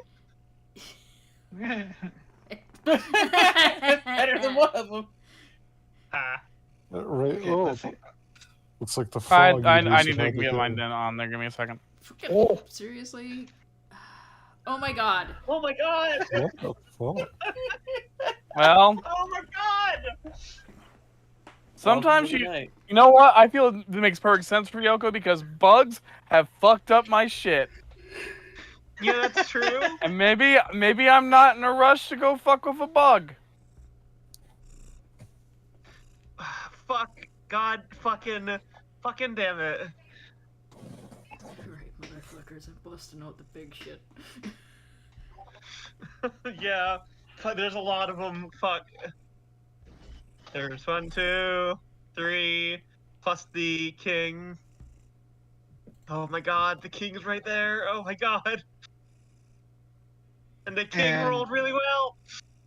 I Nat have been 20. I have been told that Ankhs can be very friendly or very violent, depending on how much they've been antagonized. You haven't done Maybe. shit yet. Maybe it'll just try and communicate with us.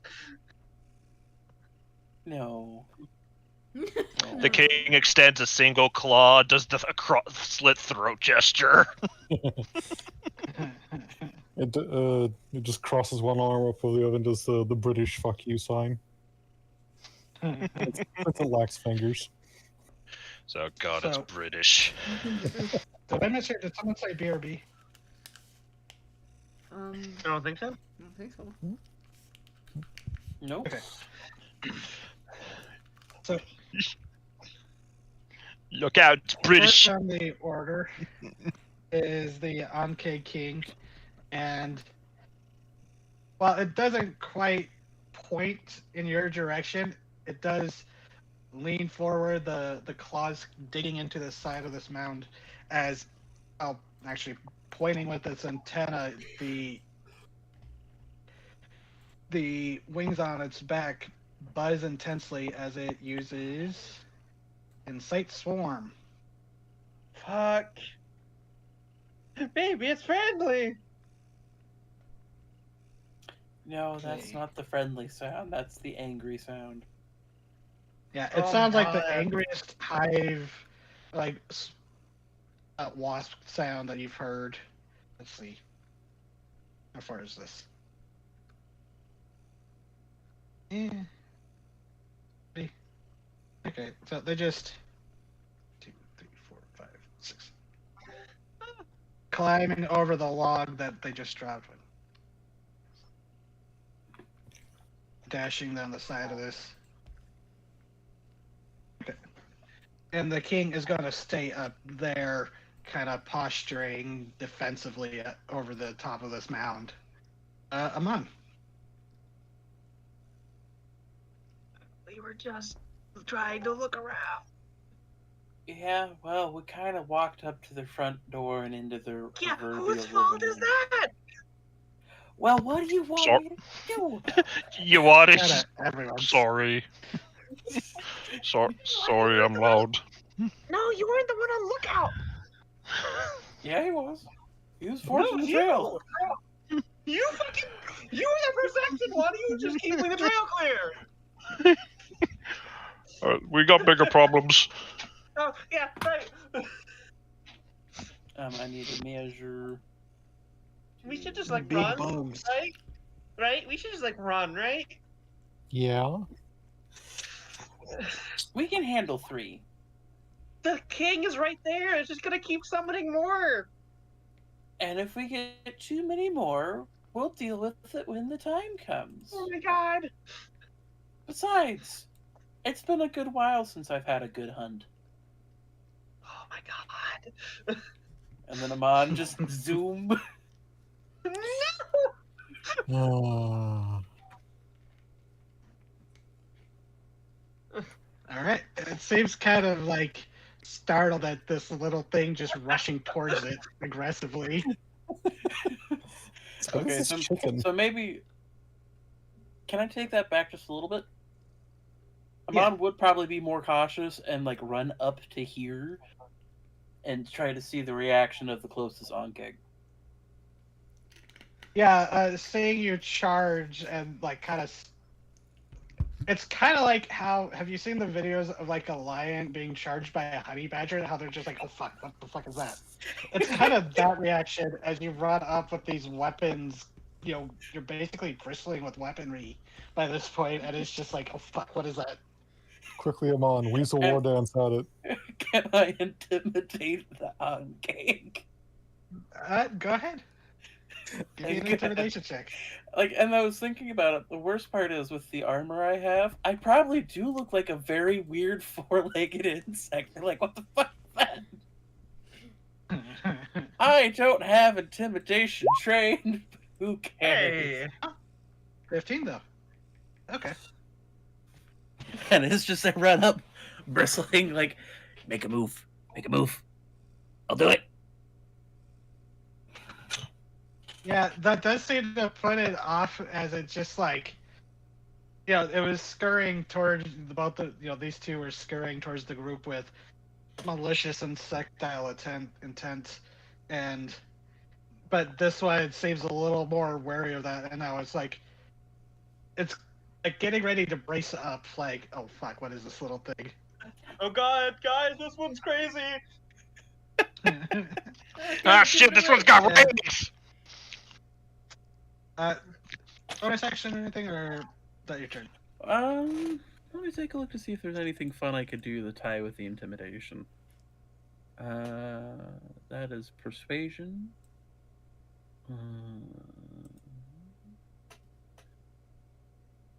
I mean, the only other thing I really can do as a fighter is try to stab it, and trying to stab it is not the immediate goal yet, but I am there prepared to stab if necessary. All right. Quiet Hearts.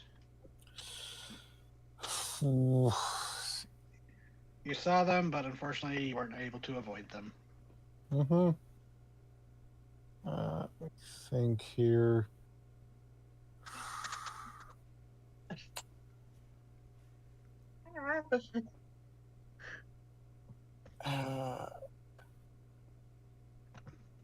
They are going to move a bit further, you know, bit further off the map, like 15 feet off the Okay. map.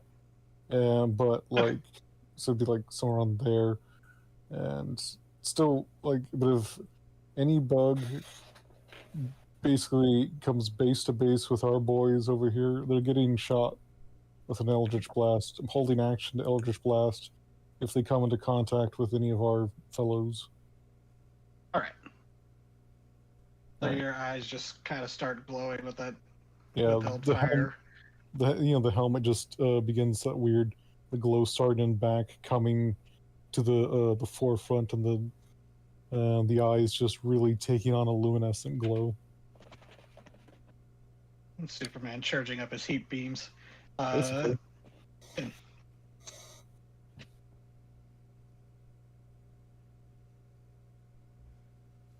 Orion. Oh, right. God.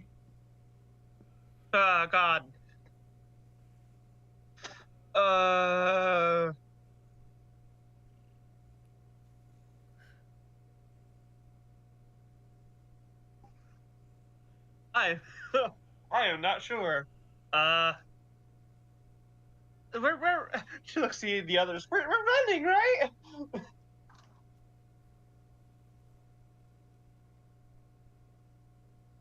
Guys. If they let us. She looks over to the king. What's the king doing over there? Still standing up there, buzzing its wings aggressively. I guess do an insights. Okay. Or, I mean, if you want, you can use your bonus action to do an insight. Yeah, I'll do that. I'll do that. Oh God, I thought I was good at this. Fuck, maybe I won't. Do it anyway. I mean, yeah, can't hurt. Yeah, no. It's looking pretty aggressive up there.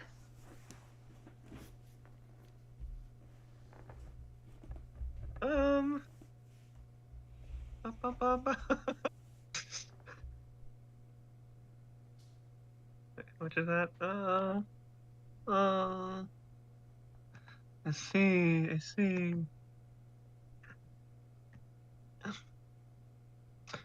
I don't think I want to do that, but let me just check.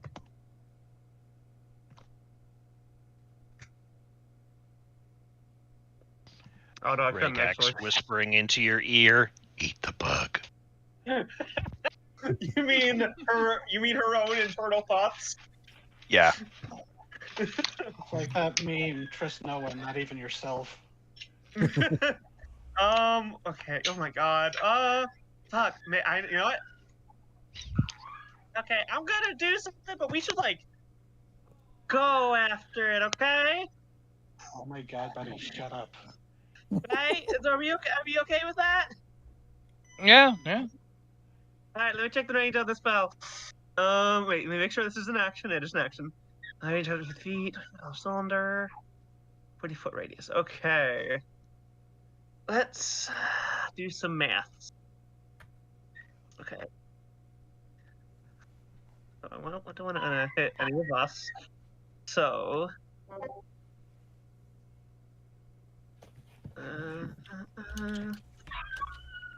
It'll get those two. Oh my God.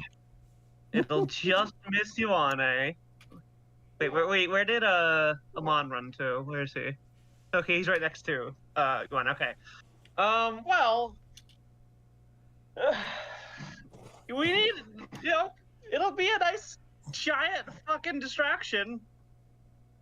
But does this get anything for upcasting? Let me check.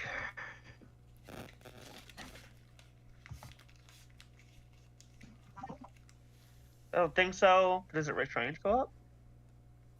It does not. Okay, I'm casting Sleet Storm. Ooh. Not like these two, the two down here are gonna get caught in it, but it doesn't. It knocks them prone. It doesn't hurt them because they're not flying. But essentially, she's Right, like, creating this giant storm. Like, oh, look at this! Let's go! Do they need to make a save? I'm checking. Till the spell ends, freezing rain Okay. and sleet fall on a 20-foot tall cylinder within a 40-foot radius, centered at a point you choose within range.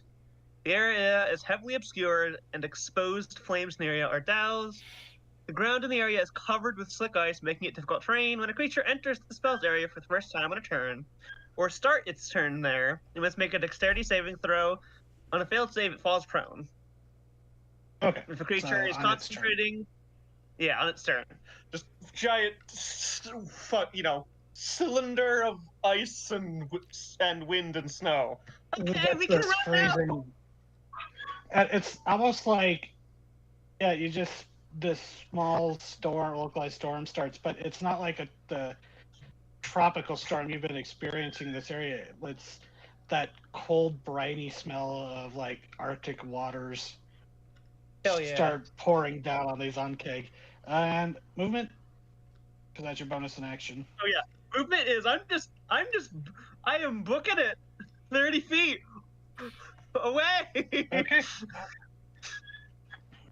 So it's the Unkeg's turn, so it needs to make a dexterity save. Against my DC, which is that's a fail for you. Oh, That's a failure. it's gonna fail against anyone's DC, even if they're not a spellcaster with that roll. So yeah, this thing not expecting it. Yeah, it's just the legs go out from under it and is now trying to deal with this now kind of it's almost flash freezing the mud that it was crawling through. So it's not like all it over, it's more it would still take it half its action to pull itself out of this. So it is effectively prone. Cool. And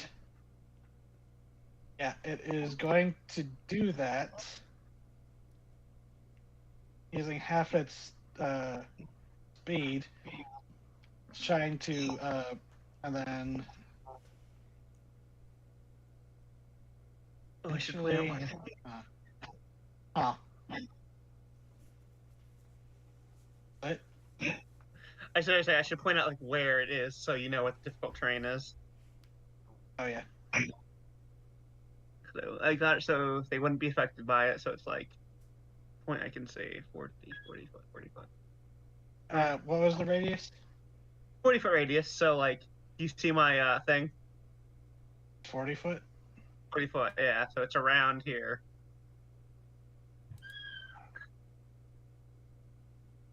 Yeah. Okay. So yeah, you and I and Amon, you're just right on the edge of this. Yeah. Something like that. It is.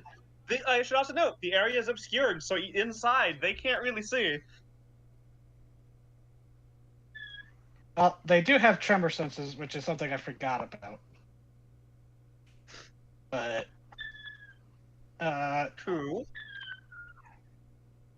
But actually, for this, as it lines itself up, hold on.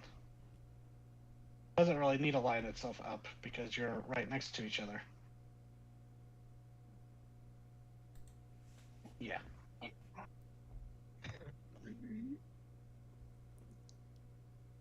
So I will give you both, Ioane and Amon, if you don't have it already, advantage on this dexterity check to avoid this, because it is kind of firing blindly, or obscured.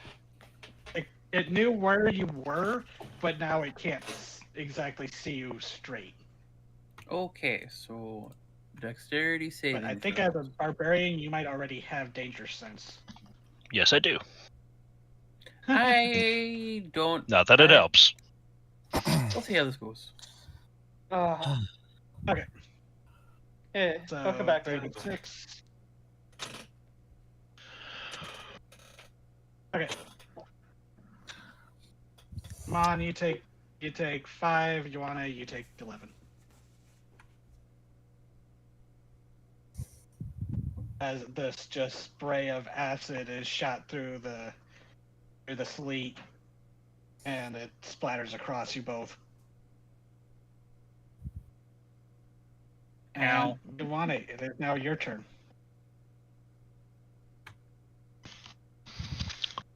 So I'm pretty sure it was said we're just gonna run and book it. That seems to be the deter the plan. others, and you see everyone else also backing up. We'll see how my 4 initiative goes with that, but that seems to be the plan. Hey, I gave you a giant distraction. Mm-hmm. Let's Well, move. considering Amon is small, and he's further down the initiative order. Gray, how would you feel about being picked up? I think it would be the funniest thing you could do. Hold gentle like hamburger. Yes. Mm-hmm. You Murder pick him pigeon. on up, you pick him on up, and he is still like hissing and spitting at the Onkeg, which is no longer really focused on him. Oh, so even more like a pissed off rooster. Yeah. Hold gently like hamburger. Just tucking him underneath the arm like a football, then. Yep. And you're Facing looking at- backwards Yeah, so he I'm- can still keep hissing as we run. Normally, it's like half speed if you're pulling someone, but there is enough of a size difference that well, you are technically a small sized creature, so yeah, there is no penalty. So maybe you have to position you so you don't actually stab him with one of your sheathed swords, but you pick him up and you're able to go. So Mon, you get carried with him. Yay! We're getting escorted. I wanted to stab the bug. Getting the yuppies. Anything else where you want me? No. Because that would be your action to pick Yeah. up and grab him. Okay. Yep. So other on keg, it makes it save. Dean? In? DC? What? What's your DC, Nora? What's your spell DC? Oh, sorry. My DC is 15. Okay, so it succeeds, but not really knowing where to go, it just runs 1, 2, 3, 4, 5, 6. Breaking It has half through movement. it, but too far away. It has Oh. half movement. Yeah, so 2, 3. So it is still inside, and it is going to, I guess, dash. So 1, 2, 3, 4, 5. Yeah, and then here, but it is not pursuing as it sees everyone rushing back, but it does do a spit. But no one is close enough. So it just sprays this acid spray off in your direction, almost like it dash. So no, it's just there, kind of chittering angrily, clacking its mandibles. Ryoko. I've run as far as I fucking can away. So 90 feet away, you are well out of range. Yep. Chrono. You are currently prone. I'm gonna get up from prone, and then I'm gonna jump into the air 15 feet and start flying after everybody. Okay, so with your action, that's 45 feet. So, okay. Then that on keg up there can't really do anything significant. So back to the Ankeg King's turn, unless anyone wanted to take pot shots with ranged spells. You see the Ankeg King does not pursue as it sees everyone fleeing, successfully scared off. It seems to relax as you get the last sight of it as the group is running. You don't see any of the other Ankeg pursuing as the king seems to relax, fold in its wings, and just kind of stand there regally as if thinking to itself, proud of itself for successfully repelling invaders to its kingdom. Yeah, you better run. Yeah, that's kind of the bug version of that kind of attitude. Okay, I think we're good. Like, have you seen a mantis that does the threat display and then something successfully backs up and it's like, yeah, that's what I thought. So I thought, bitch, get the hell out of my. Get away from my mound. This is my dirt. My dirt. So initiative is over. I think will say you're good. that with Quiet Hearts looking out, you do manage to avoid any others that are nearby, because you realize that this swampy area, there are quite a few Ankh that are actually around, and it's just pure luck, either good or bad, that you managed to avoid all the patrols leading right up to the satellite nests. See, I told you, I can't help if I don't see him. You were the one with. You should have let Quiet Hearts do it. There was a frog. What? What does that have to do with anything? No, you should have let Quiet Hearts spot. Like, keep the lookout. Ah. Sorry, something happened on my end of Roll20 I didn't know that could happen. I accidentally grabbed the map layer and started moving it instead of the player slide, so it just startled me. Sorry, I thought I fucked up royally. Okay, so like, do we still want? Do we still want me to? Actually, just give me a minute, and then we can start going towards the town. Literally a minute. That's it. All right. Okay. Sure. Waiting. Okay. Okay. All right. She So, opens up her book. actually, continue. I'm still listening, but I need to step away for a second. Okay. She quickly opens her book and like flips a couple pages. There it is. Let's see. She starts like reading off the spell. She's gonna cast Flock of Familiars. She summons now.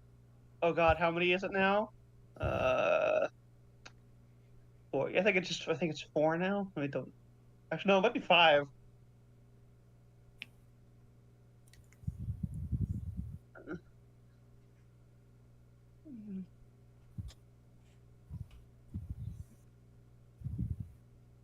I need to find how much I cast a higher level spell. 3rd level or higher, you can't turn additional. So yeah, and how much is that base? 2? 3. 3. So I summon 5 familiars. Mm-hmm. It's a great spell for choking a battlefield. What? It's a great spell for choking a battlefield. Remember when I did it? Yeah. Summon 5 familiars. Wait for Sarah to get back so I can actually like have them go and scout. So, that was sort of unsuccessful, right? No, that was just a bump. This was this is what my plan was, and she points as like coming. Oh God, what's a good visual for this? What are your familiars? Last time they were like weird fish seagulls. So yeah, that's what they are.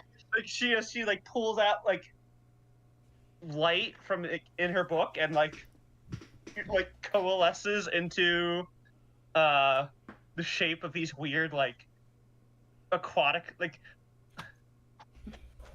Piscean seagulls. Just the worst. Just the worst, yes. So this was my actual plan the whole time. Like we were gonna get close.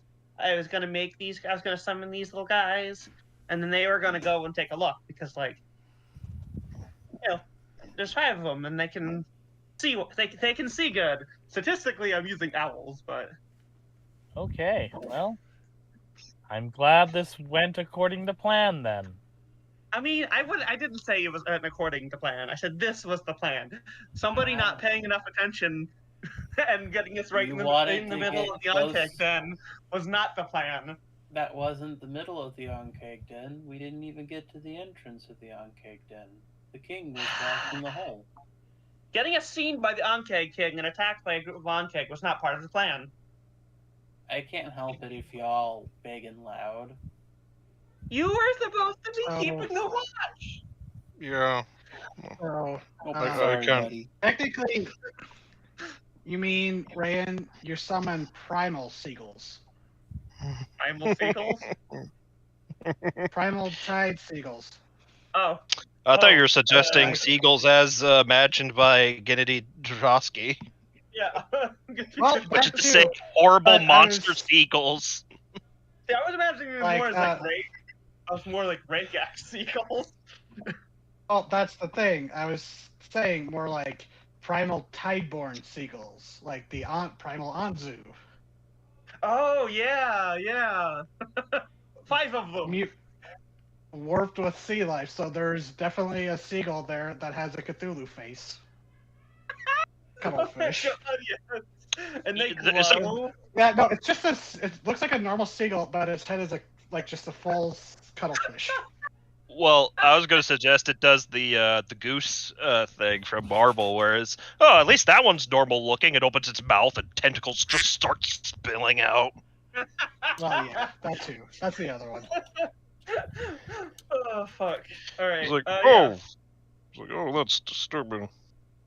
Hey, don't be mean to him. He's doing his best. Is a seagull though? Yeah, Is it? Is he? Yes, I think. And I'm That's gonna, what happens when a griffin gets hit with the primal tide. Oh god. Yeah, so she casts Flock of Familiar, so she has 5 birds now. Uh-huh. And she's going to send them to look around for Horrific tentacles aside, any woman that could summon 5 seagulls on command is a force to be reckoned with. Oh, yeah, I already have that stat block saved, Gray. and she's going to send them to look for the little person and just just survey the Yomkeg's territory. Yeah, I love the thing, the special that it has. Pelican beak. The griffin can carry 1 medium or smaller creature in its throat pouch. Put baby in pelican mouth. Destroy halfling the in pelican child. mouth. That's a have, medium creature. Put human 100 in pelican mouth. They have 120 feet of dark vision, and they have advantage on perception checks that rely on hearing or sight. So, Okay, so yeah, just give me just a perception check with advantage because it's shouldn't it be 5 easier of than those? you rolling 10 times. Oh god, let's see. Their perception Well, is at no, plus no. 1. No, plus 3. Yeah, no, I'm just saying. Yeah, I'm just saying, roll once with advantage, please, instead of 10 times. Okay, that'll be 19 for one of them. Oh. 12 for another. I mean, one of them might get a really good roll, and I want to find the little bug person. Okay. Continue. There's a soft 20. See, it's even better. That's just not. That's a DC4. Okay, soft 20. Yeah. See, that's really good. Yeah, see? Yeah. See. So these things I flying summoned 5 out. of these, and I'm using 5 of these. So you send them scouting out, like As we leave, we're going. We're going back towards the town. a primal tideborn version of Snow White, setting up for magical minions. Yeah, you know what? She sings to them. That's how she communicates with her familiars. So you send them off, and they go scattering into the air. Do you send them to focus? How do you send them out? What's the search pattern, I guess? See, like, they have 120, like, sight-wise, so, like, enough that, like, the edges of their vision overlap some, but not, like, close enough where, like, if they see one, they'd see the other 2 next to it pretty easily. Okay. Separate? Yeah, does that make sense? Now, peering through their vision, even though it's splintered into 5, you thought Hildegard had a problem with just 2 birds. Now you got 5. You just have the card? It's like wearing a VR headset that's glitching out, and if you are a normal person, you'd probably be puking within 5 seconds. Yeah. She's She's like clinging but, on to Ioana's arm. She can't yeah, curtsy. that's the thing.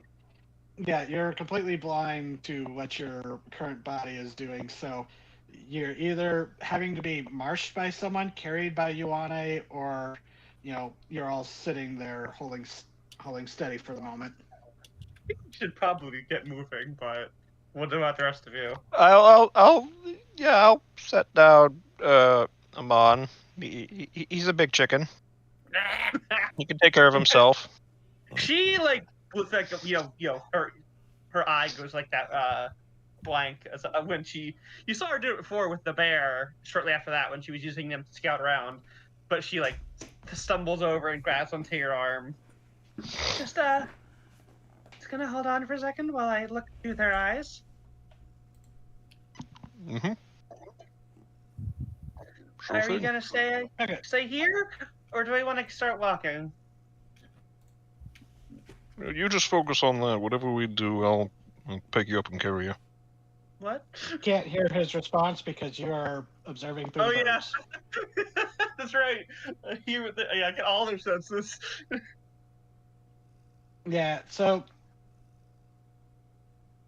you send out your aerial drone army and start surveying the swamp as kind of like it's anyone that would be with a good eyesight to see these things flying.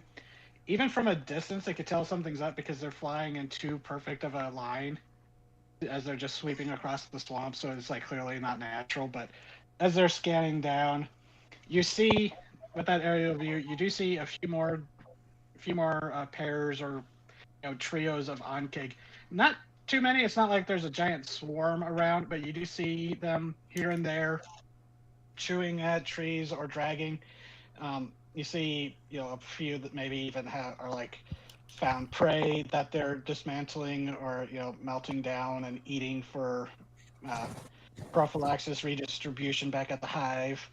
But don't really see anything beyond that. You do see at one point your seagulls have to scatter for a moment because you see a bandit fly perched up in a tree and you're afraid it might go after them, but you realize it's already got what looks to be like a large swamp rabbit, like a very large rabbit, like a mon-sized rabbit.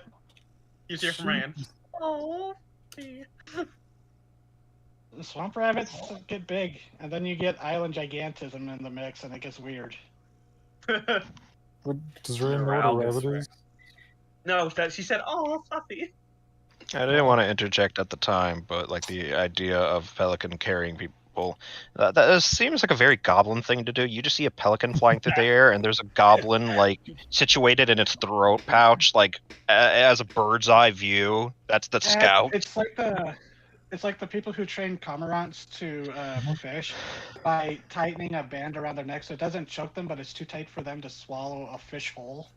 It's kind of like that. It has a collar brittle or something, so it doesn't accidentally, there is no accidentally, so it doesn't swallow the rider. It seems like just like that's very goblin core thing to do. I'll ride around the floor pouch of a giant pelican. You're Why right. not? You're right. It is. I'm just wondering if It doesn't happen to have it in this universe, but somewhere in the universe it does now exist. Oh, that quite hurts. So I just wondering if Raiden would go, "Oh, that's a fluffy frog." No. Well, what is it? The mountain chicken, and it's in fact a frog. Mm-hmm. Yeah. She just says, "Oh, fluffy." So, last time you heard her go, "Ah, fluffy," it was the polar bear. So maybe the rest of you might be looking around like, True. But you don't see any, humanoids besides your group as they kind of circle back in after a while. But that is until you actually realize you see what looks to be maybe like an Ankig, like a smaller Ankig, drawing closer to the party, you know, passing under the brush, and you realize it's like, oh shit, there's, one's getting close, and you start toward the group, and then you realize, wait, there it is. There's a little fucker. You think you spot him, Yeah. but they're actually, as you're about to tell the group, you realize how close he is as you hear a voice go, kind of whisper call. It's like, you idiots need to get out of here before you rile up the whole hive. As you see, about like 60 feet away, hiding underneath a thicket of bushes, you see what looks to be a humanoid wearing what very clearly is a smaller Onkeg crest, shaped like a helmet, wearing armor that looks to be made out of Onkeg exoskeleton. Right, I'm still like not able to see or hear anything. She goes, guys, come here.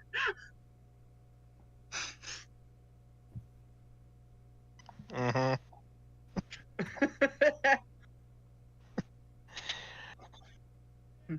Everybody look out! Everybody's already here. Are the rest of you going to say anything? Trying to formulate words. So you said about 60 feet away from the group, there's the Thrycreen person. No, looks to be like halfling or gnome-sized person. Humanoid, not Truden, but they are armored very clearly. You actually see, fingers and hands, because it's not like a full glove. There's like almost like a fingerless glove situation, but they're wearing almost like bracers made out of the exoskeleton that you got a better view of now that you got splashed with some acid not long ago. Yeah.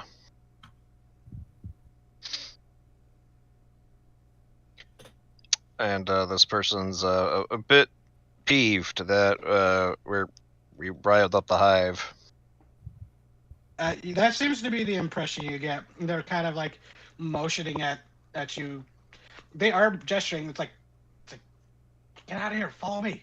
We need to get out of here, follow me. Well, that's good, because we were looking for you.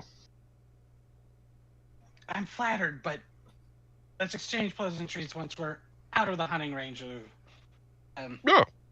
things around here.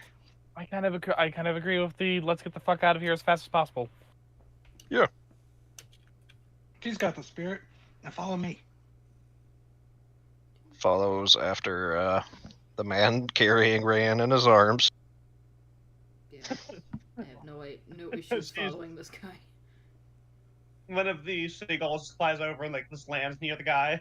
Just like, does the thing where they turn their head to look at him with one eye.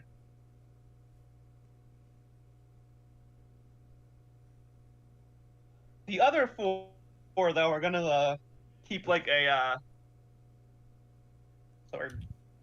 perimeter around us. Okay. Pulling the hill. One of them is staying there so she can see and hear what's going on. I had ADD before. The what? I thought you had ADHD before. Now try having 5 perspectives simultaneously streaming in your mind. If she wasn't Ray, and I imagine that she'd be fucking having a terrible time. Or at least, maybe not terrible, but a little overwhelming. Anyways, so following this guy, you start going through, and there are points where it's very clear he is used to taking the lower of roads as he starts ducking underneath foliage and under tree roots rather than climbing over them. Really practiced through moving. Goes, time. Just follow me. King can be testy. Sometimes he'll get pissed off at if something ran away, and he'll decide to make sure to really run him out of territory. Just follow me to the river as he starts leading the group north.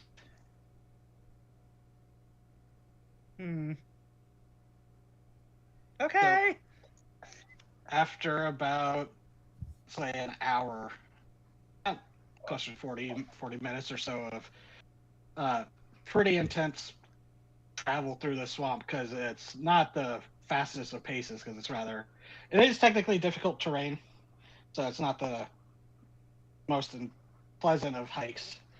But with his guidance and with Quiet Hearts and Corono paying intense attention now, you all managed to avoid, and with the birds' help, don't forget about the birds, of course, you all managed to avoid any other patrolling groups of On Keg.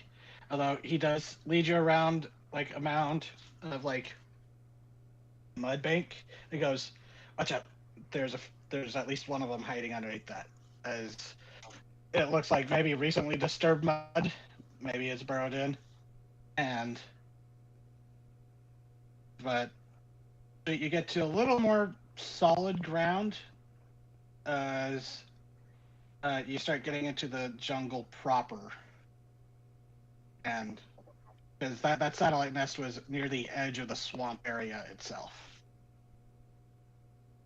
But Yay! Objective accomplished. Eventually, he seems to be satisfied, and he stops and turns around in this little clearing, looks around, and then looks back to you and goes, "Okay, so how did you all just walk up to a nest and not like notice it was there? And those things are crawling around everywhere." Everyone turns to Amon and just stares at him. Yeah, all 5 of Hey, them. don't- Look, Hey, don't blame him. No, but you're asking how we did it. We don't have an explanation.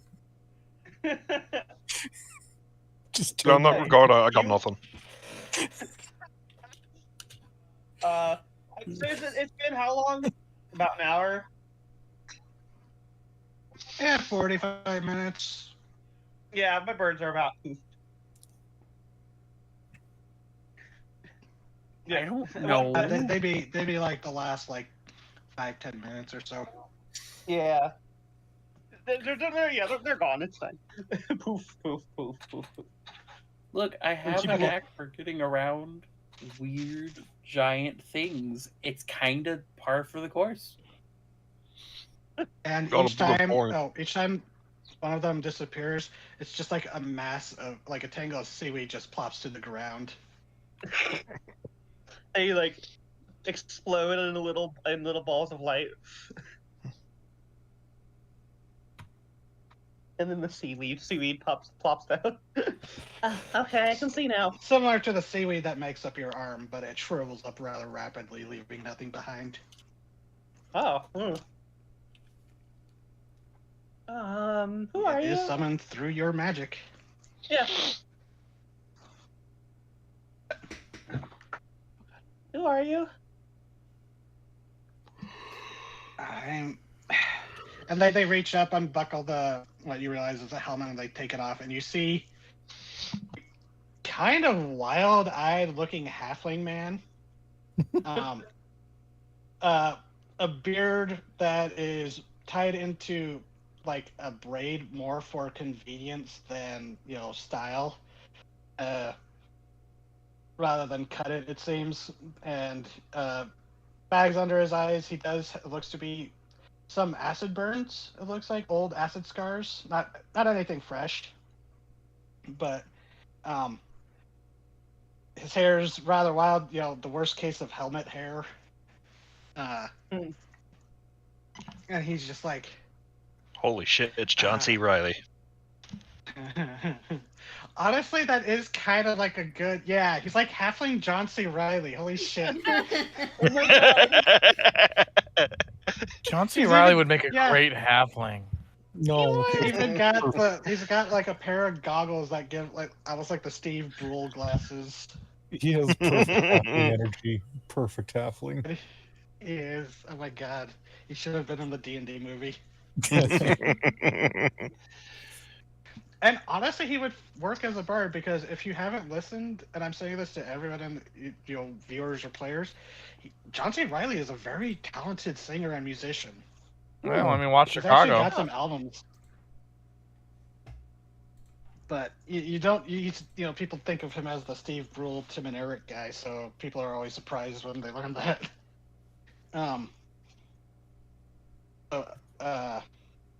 But he kind of looks up and he goes, and he kind of has to think for a second. He goes, Kano. My name's Kano. Been on the island 6 years. He's like seeming to think. He goes, I think that's right. I have to check in with the others in the village, but I haven't been there in a while. Why? Why? Like, no, he wouldn't be here that long.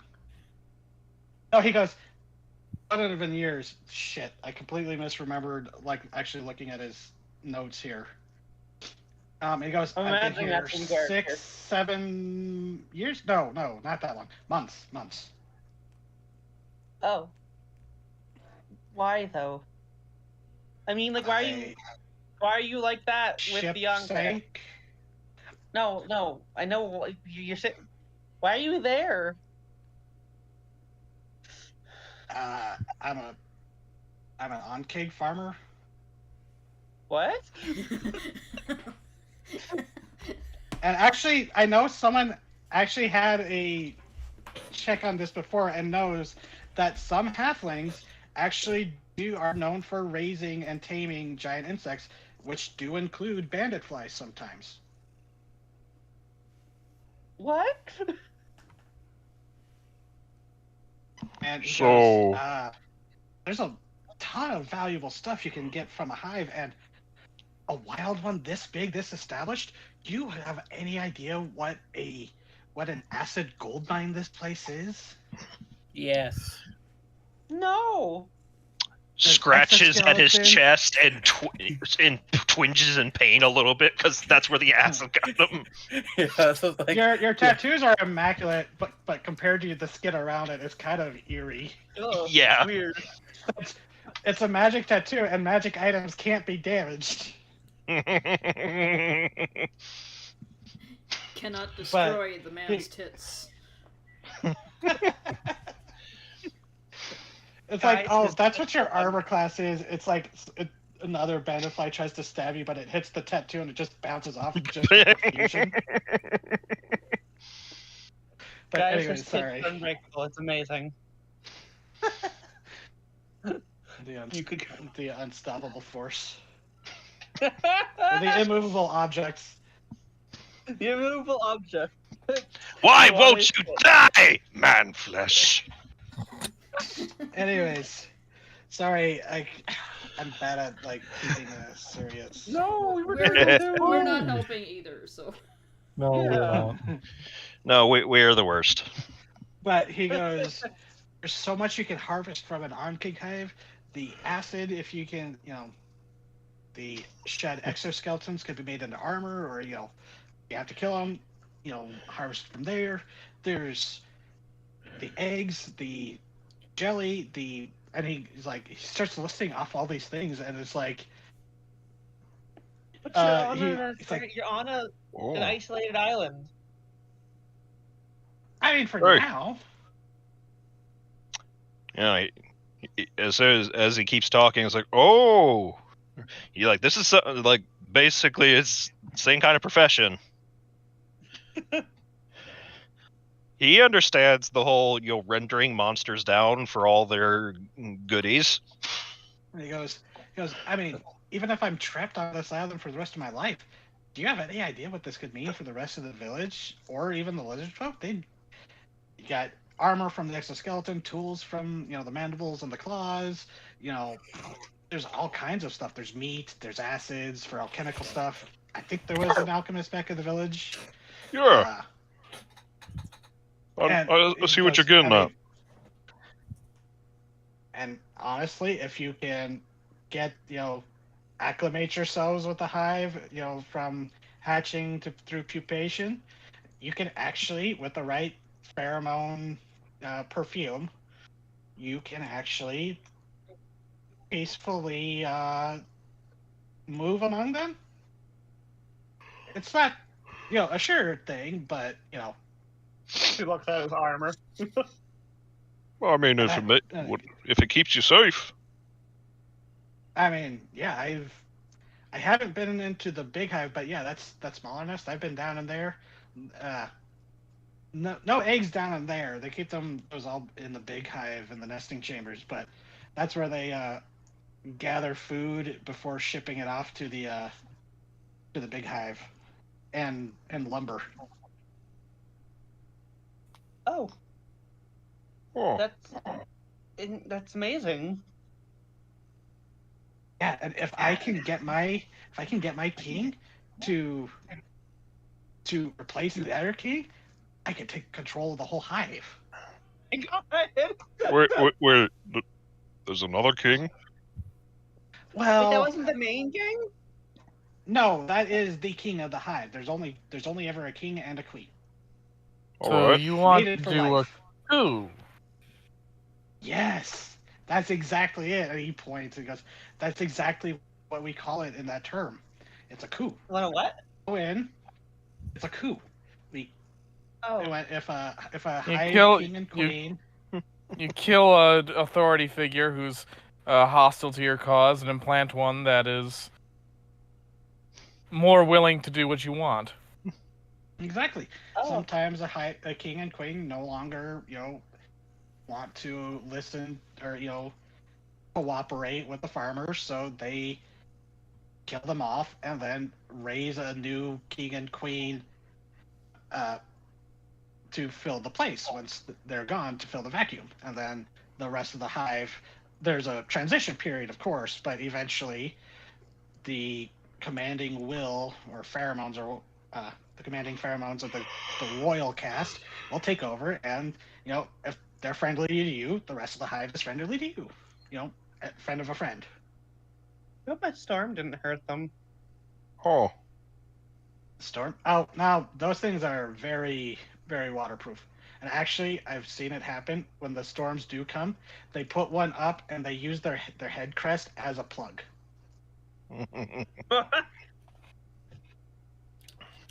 Oh, And actually, that's how the defender caste protect the royal chamber. blinks. Defenders? Yeah. Well, they got some royal but a guard? hive- yeah, its head is as their heads become giant shields that can block off entire tunnels. Huh. Wow. I mean, too big of a shield to be used by anyone except maybe someone like you, big guy. But that'd be even a tower shield for you. Yeah, it's not quite my style either. Yeah, he has man flesh. Well, I was just referring to the fact that in my line of work, you generally don't want to get slapped at all. There.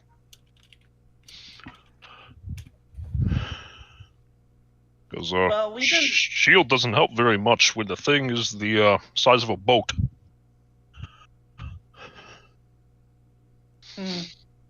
Yeah, that's why I normally stay on land. And honestly, if I would never have gotten on the boat if I knew this was going to happen, but I'm kind of glad it did, because I've never seen an opportunity like this before.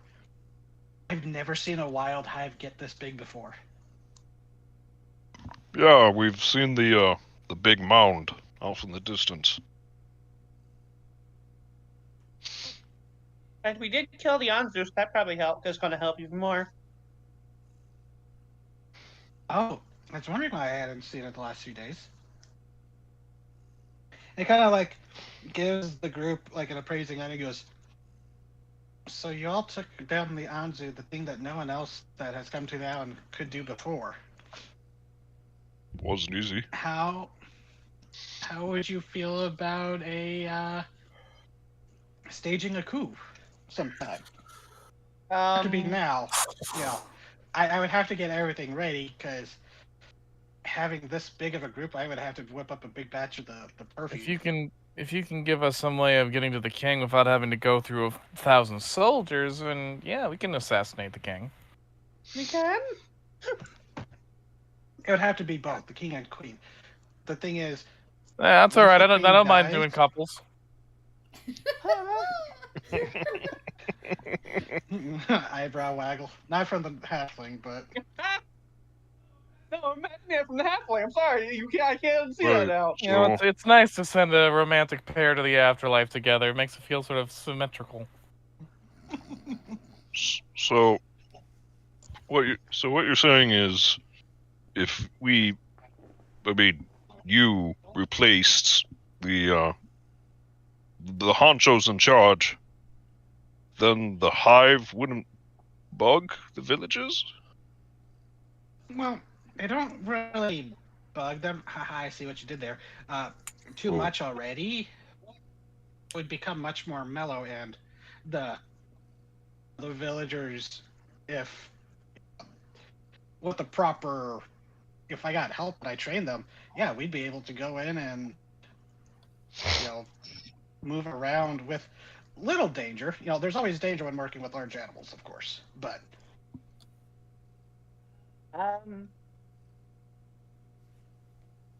I guess we could. now I'm saying that I would need some time to prepare because, like your friend said, if we just go there now, the entire hive would just swarm out, and we'd have you would have to wade through them one by one, and that's just bad assassinating. You know, if you're gonna fight a whole Yes. army, then you're doing a war where the whole point of an assassination is to get the results of a war with significantly less bodies and less risk to your person. yes. So I would have to go home and possibly even recruit the alchemists back at the village. I haven't been there a couple months, but might have forgotten about me. But if I could get their help, we might be able to whip up a big enough batch of perfume to get everyone covered long enough to get to the royal chamber and maybe even out after the assassination. Does like a little imaginary knife thrust motion. Ryan's looking increasingly Oh. uncomfortable with this. Just one moment. And he like pulls Rayan aside. Why were we looking for this guy again? Because we wanted to find out who he was and what he was doing, and if he could help us, or vice, with our thing, with the thing in the water, the eyes. Oh, fuck that! I'm staying away from that. Even if it That doesn't. was not. You were not part of that conversation. Thank you. Could people stop doing that? You're so rude. I'm sorry. I have big ears, and they do have big ears for a halfling. It's just halfling. Yeah. Well, So we lizard folk mentioned they saw you and they didn't know what you were, so we came to find out what you were, and we're also getting ready to try and get rid of the thing that's keeping the people stuck here. He kind of looks down at the helmet that he's still holding. He goes, "Yeah, I guess if I haven't introduced myself, from a distance, I could be a little weird looking, huh?" Kind of looks up with these giant goggles. They were intimidated by the bug that walks like a man. I thought you like might be a Thrykean, but I don't think people in here know what a Thrykean is. He kind of, like, his attitude shifts. He goes, "Thrykean have been dead since the deluge." Oh, fuck. I should not have mentioned them, I guess.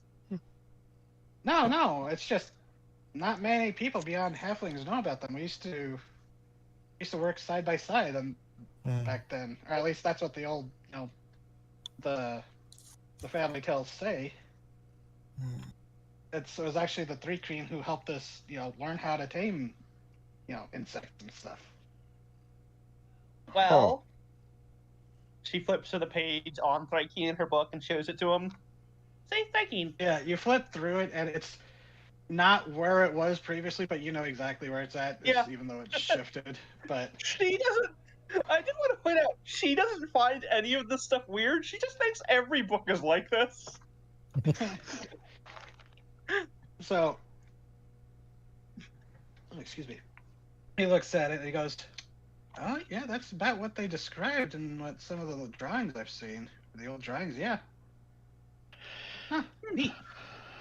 Yeah. Well, we're trying to make it so people That's can a leave the strange island book. if they want. What? That is one strange book. It's just a looking book. at- Anyways, It's just a book. but What a strange book. Does not elaborate. But, so, I mean, if you would be willing to help me out with this eventually, I can get back to you. Are you staying with the village or the lizard folk, if you know them? No, We just came from there. Yeah, we gave Okay. them the Yanzu's egg. Oh, there's going to be another one flying around? Yeah, but this one shouldn't be. This one's not corrupted by the primordial tide. Ooh. Well, What? Yeah, well, that was a weird bird. That would explain why it was so weird. Never got a good close look at it, but actually I did get a few close looks as it swooped down and grabbed an on-cake right in front of me. That was one of the most terrifying moments in my life, as he just kind of gets this 1,000-yard stare for a moment. I mean, he is snack sized. Yeah. Like Just glad you saw a bird. I'm just glad snatch- it went for the bigger snack. Yeah.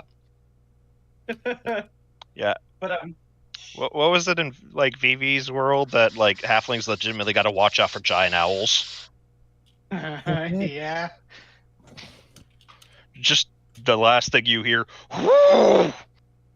You don't even It's hear like that. swooping season has a completely more menacing meaning than it already does.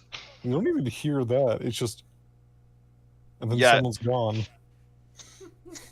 Because they fly yeah. completely silently. You just look around. It's like Grandpa's gone.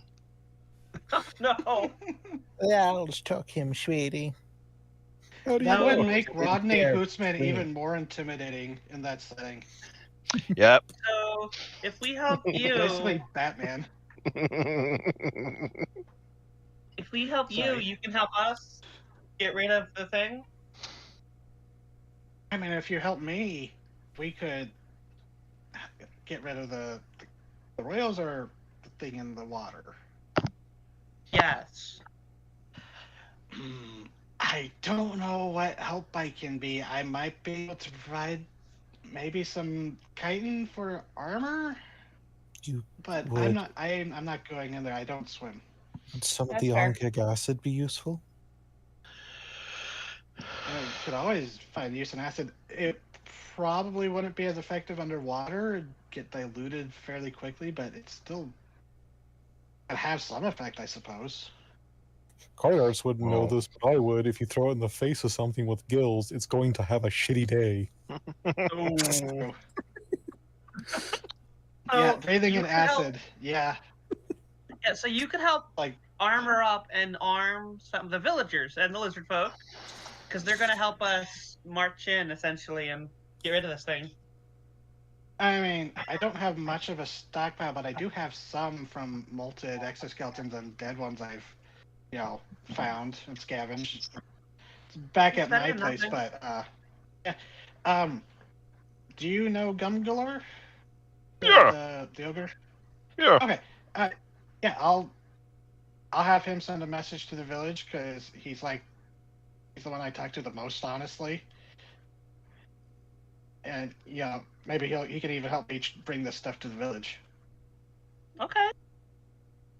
Now that I And think what- about it, But now that I think about it, like helping you with this, doesn't directly help us kill the thing in the water, but with the Anzu gone, the bugs might get pretty uppity and brave, and that might be a problem for yeah, us. the Anzu. Now that you say it's gone, the Anzu did kind of keep some of the flies and the Onkeg in check. Without the top predator around, there will be a population boom, and yeah, this would be the time to dethrone them, because that would put the hive in turmoil and allow the new nymphs to hatch and grow up. But They'd be the much thing is- friendlier to the people.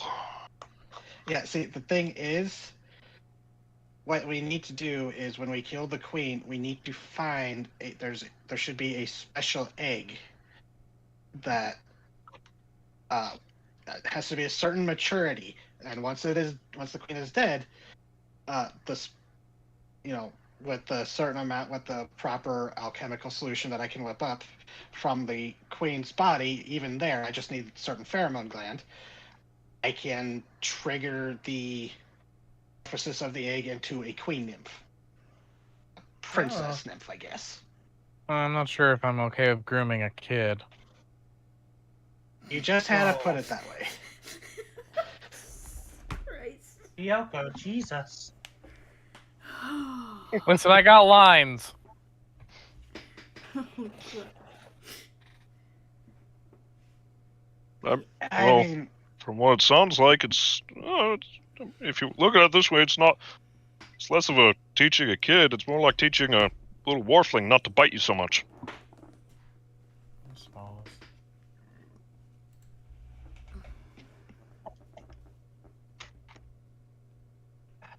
I mean, it's what the on cake farmers do all the time, and what bee farmers do to beekeepers. Is the hive going to be okay after all that? They'll be pissed off when we'll need to get out of there quick. Once we secure the egg and extract what we need from the queen. But there'll be some turmoil in the hive. They won't turn and kill each other. There'll be some dominance posturing. They might split off into smaller groups, or some might go and fill up the satellite nest and try to build their own. But once we bring in the new royals, and their pheromones should override everything. It's happened before. It's just nothing on the scale, but fairly confident this will work. Pecking order. Exactly. Okay. Well, I guess I'm on board for the coup. I mean, if we did mess up the ecosystem balance, I guess we could. I guess we're obligated to fix it a little. I kind of feel like this ecosystem came pretty messed up, and I mean, yeah, there's demons out there. Yeah. We had Yeah. Why do you think I live in the pancake territory? Oh god, did the Yoncake just tear apart the demons? Well, no, they're just more like a deterrent. The devils just don't really, or devils and demons, or I guess can't tell the difference. They don't really like to deal with them. Can't really gain much on the soul market for an on-keg or whatever they do. To sign here and hand over your immortal soul. I don't have hands. Chitters angrily. It's like the opening scene of District 9. Oh no.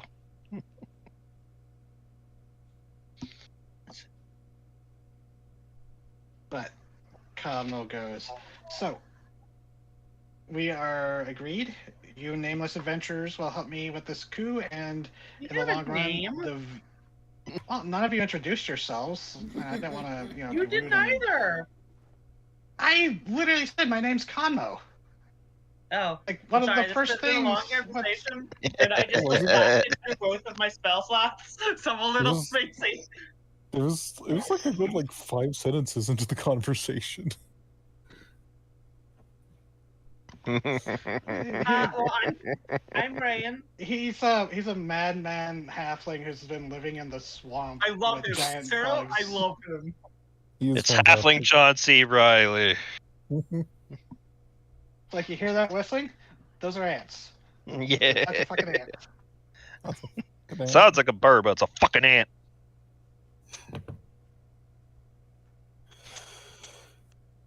So, sounds like a plan.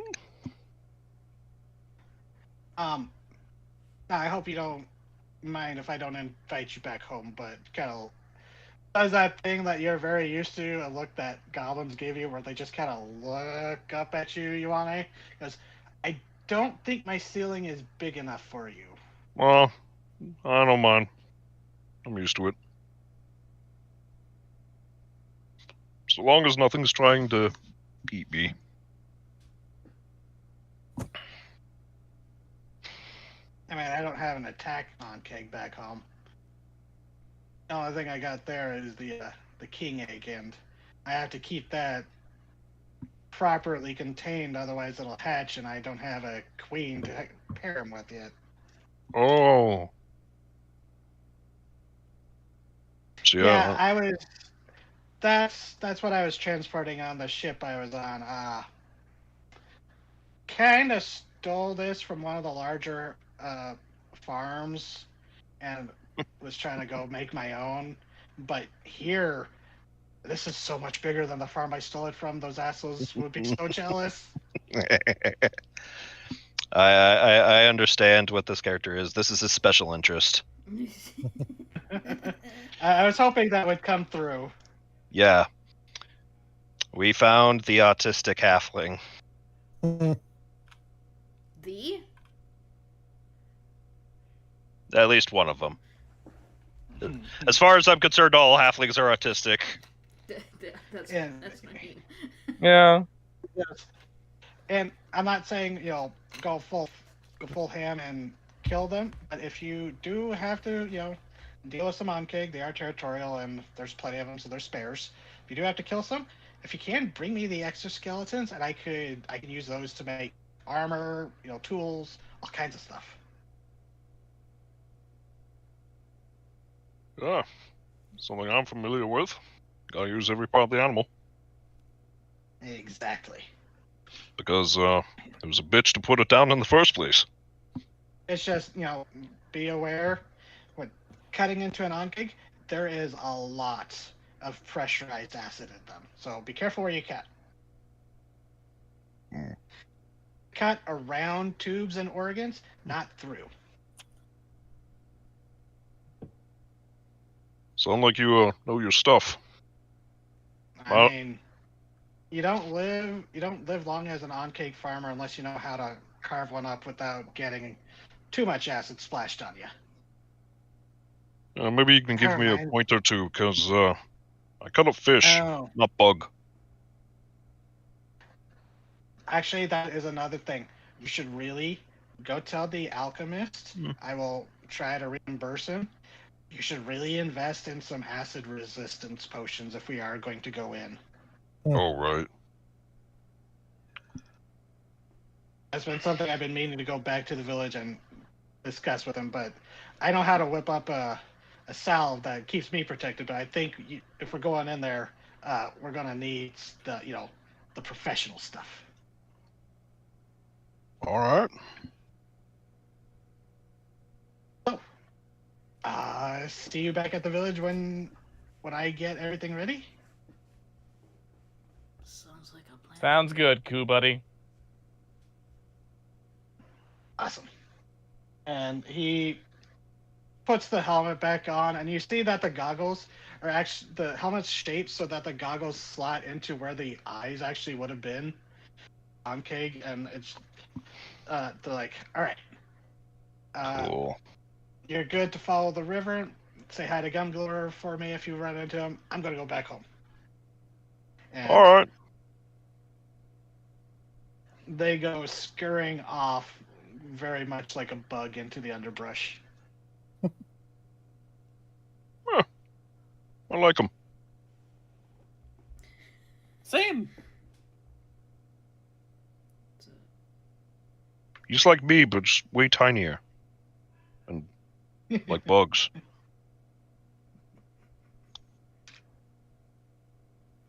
Yep. Seems to be a pleasant sort of person. Seems to have as good a reason for a coup as most people do. So I'd say you're actually the river not far from where, if you look, once you get closer to the river, that's how you want to follow back to the village.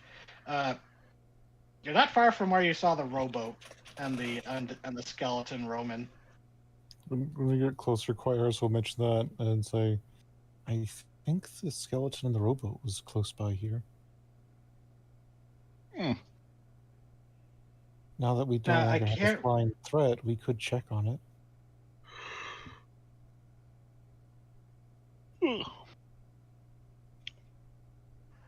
Yeah, because you did see what looked to be like a small, not like a full treasure chest, but like a small lockbox chest. Bigger than a lockbox, but a small size chest. Like when Corona flew up briefly to look inside the boat, but didn't get close enough since it flails with the oar at anything that gets too close.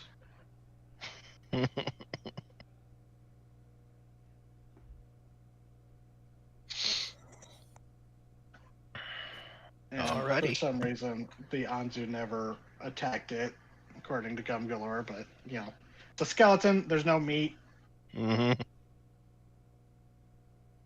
It's just there, But- annoying. So yeah, it's just like goes up like just curious, and it just gets an oar to the beak, and it's just like, oh, you're not worth it. Flies away. Yeah. Like not even hurt. It's just like, oh, you're annoying. Mm-hmm. It was literally an, oh, fuck this. It's just like, oh, nothing interesting. Would it be even worth But, not worth the effort of killing you because you're already dead? First off. So yeah, how do you all proceed after meeting Conmo, the Onkeg farmer? Whoa. Sounds like we've got some Would it things be on the herder? docket. No, it's a farmer because they're stationary.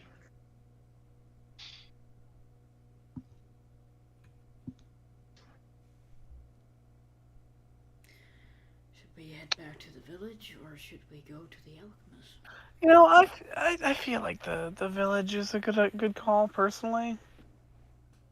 I've been meaning to meet the alchemist. Oh, you've met him. It's Jarus, the artificer. Its subclass is alchemist. Meet back up with him, I meant to say. Oh, meet back up. Okay. Yeah, it's like I've got some other things he might be interested in. Oh, yes, we have our wonderful board. Hello? Squishes. Hello? Hello? Oh god. Thanks, Discord. Just fucking stopped Oh no. picking me up. Thanks. Oh no. We hear you now. I'd like to stop by the robo on the way back. What for? The reason? I want to see what the box inside of the rowboat is. You're gonna have Now to that we're deal with not, a. like... I mean, I don't need to get close to grab it. Still liable to get upset. But I want to know what's in the box. If That's you how it wanna always fight the starts. skeleton- If you I- want to I- fight the skeleton man, you can fight the skeleton man for Then the I'll box. fight the skeleton man. It's fine. I can just go up there and hit it. I mean, I don't want to hurt it. I just want to see what's in the box. If it just lets me, if it What's in the box? It I is. mean- in the box. it is To be an fair, undead. It doesn't feel pain. Rayon, it is undead. Yeah, but it's not hurting anybody up there. But yeah, my point being, it shouldn't be like that. Oh, Most undead are a result of curses. maybe it. Well, maybe that. What you think, babe? You think maybe whatever's in that box is what cursed it? Could be. Well, I wouldn't want to touch it then. Yes. I still want to check it. Even if it isn't the source of the skeleton's animation, it might be something useful. And if it is, we will be returning it to peace. And even if it Yeah. isn't, we can return it to peace very easily. Yeah, let the poor fucker rest. Is it not just? I don't. There are some undead who are aware. Most are not. I don't think I've run in. Well, besides the one that made us attack each other, I don't think I've seen any undead. Hey, Rayan. Yeah. You see, Ioane looks you very much in the eye. Oh.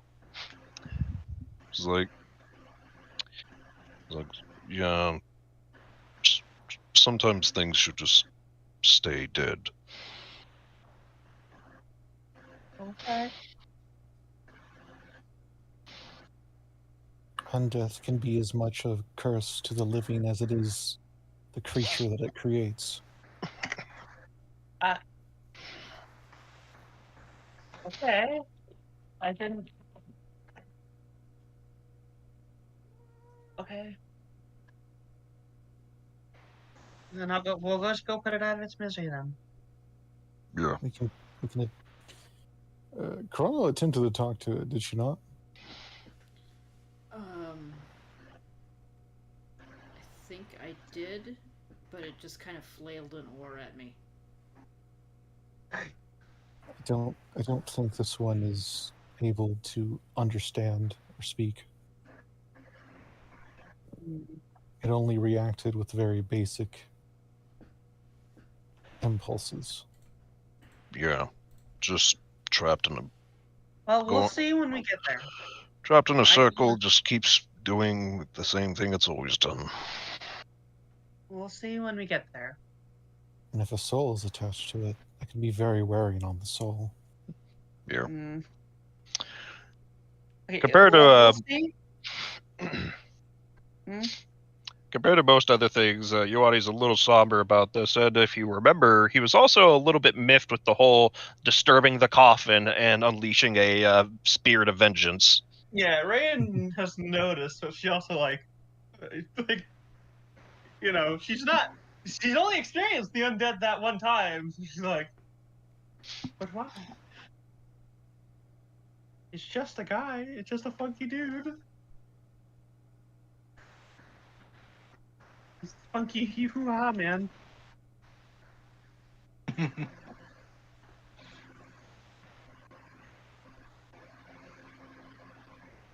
Yeah, to the skeleton. All right. So off to the river then. It's not far, and you're able to follow it along. And actually, you.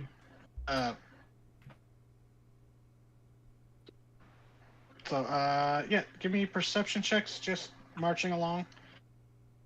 Won't really need a survival hey, check. So sweetheart. this is a path you've gone before. So Hey, we'll do the Quackheart. perception. As we, I'm not gonna do perception because I fucked up last time. Oh, damn. That's fine. As we march along, I'm gonna prod Joanna a bit. What are your Okay. feelings about death?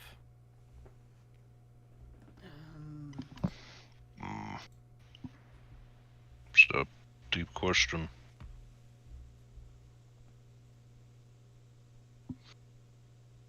You're gonna have to elaborate.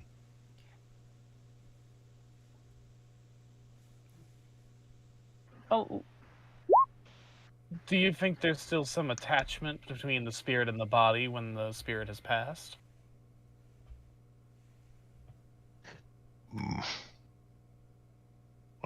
I don't know, and I don't much care. Oh. But you don't like disturbing the dead, though. Typically because they get back up. It'd make it other people's problem.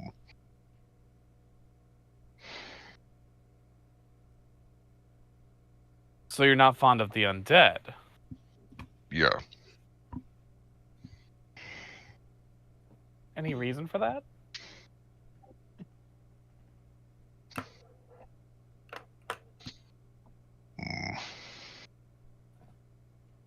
I mean, beyond the obvious.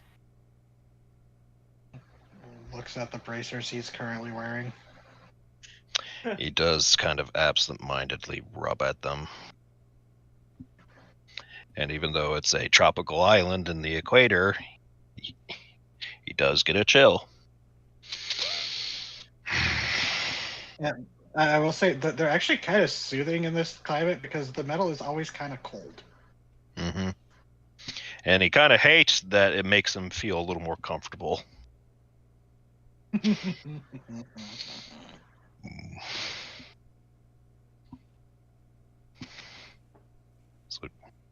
Well, circle of life, right? Things eat other things in order to stay alive, but undead? That ain't right.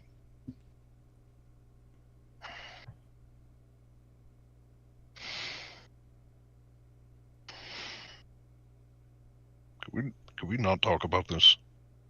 Yeah, that's fine. Thanks.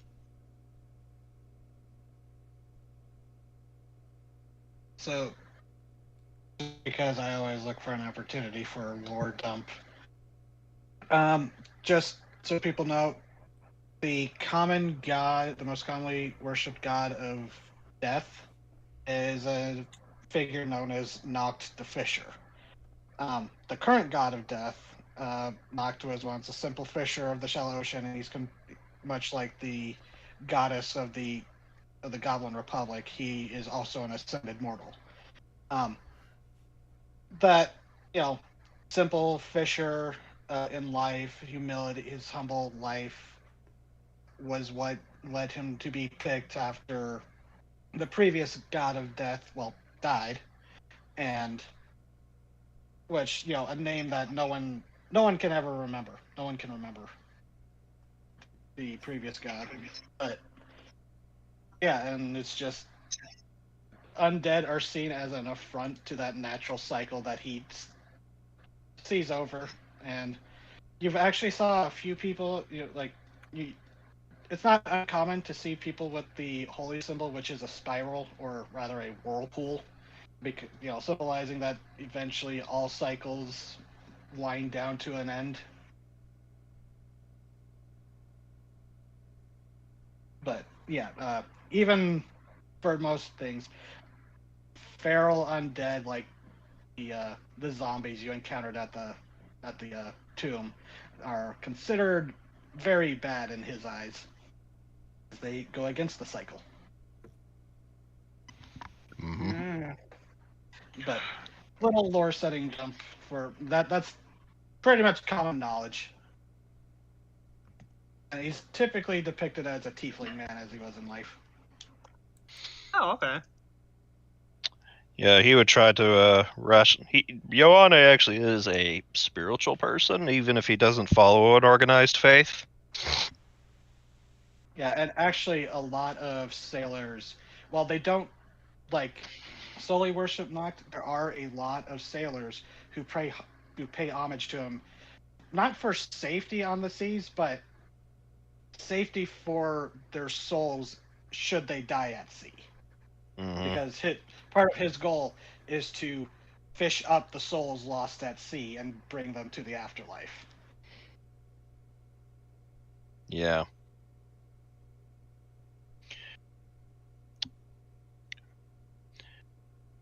He was very much raised with the whole, death is a part of life, but, death should feed life, not feed on it.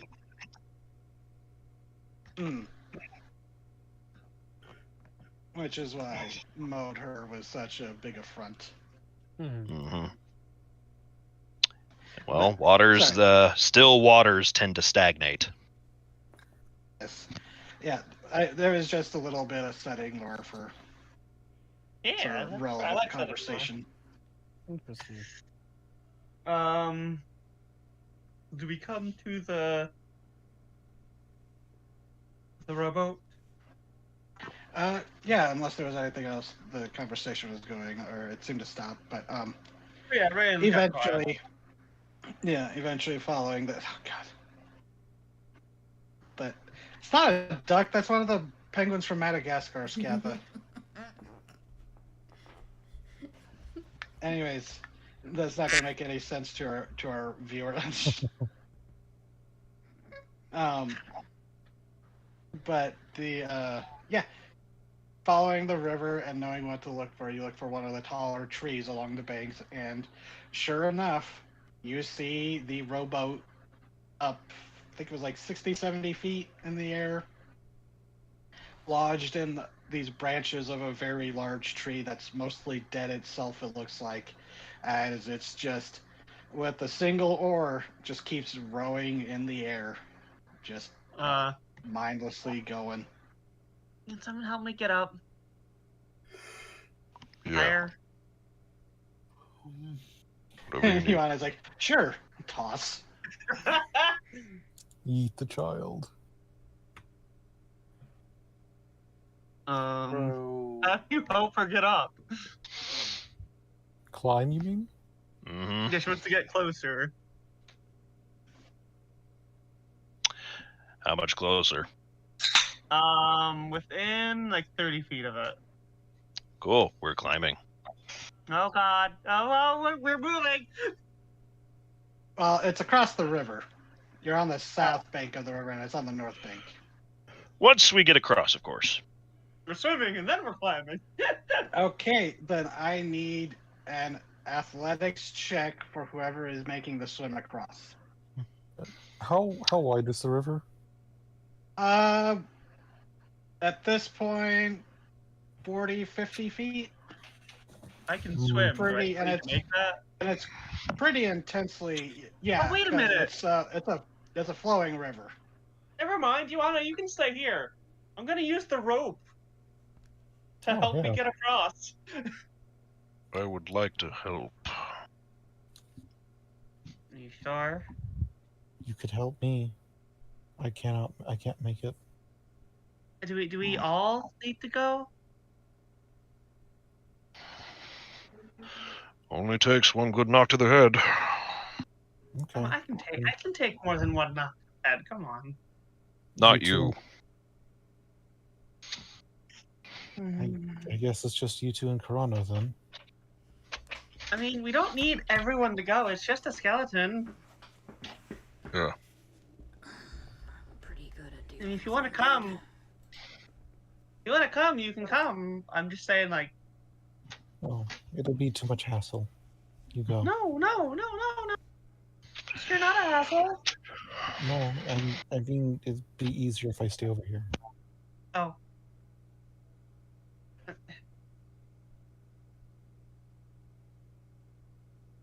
Okay, let's go. So use the rope to help people across. Whoever's going over. Yeah, who's going over? You want it, definitely is. I Brian's am, going. but I don't need a check. You can fly. Flap, flap, flap. What does the rope do in regards to this?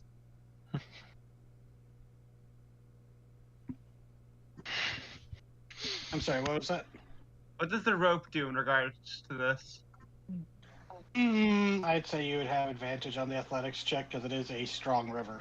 Like, Oh if God. you remember, Gumgalore was using Bubbles the water elemental to basically cheat against the river.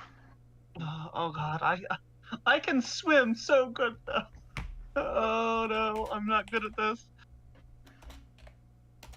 Oh, I'm afraid to click this. I mean, one. you can swim good. It's just you can be a strong swimmer and still get taken by the tide or by the current. 11.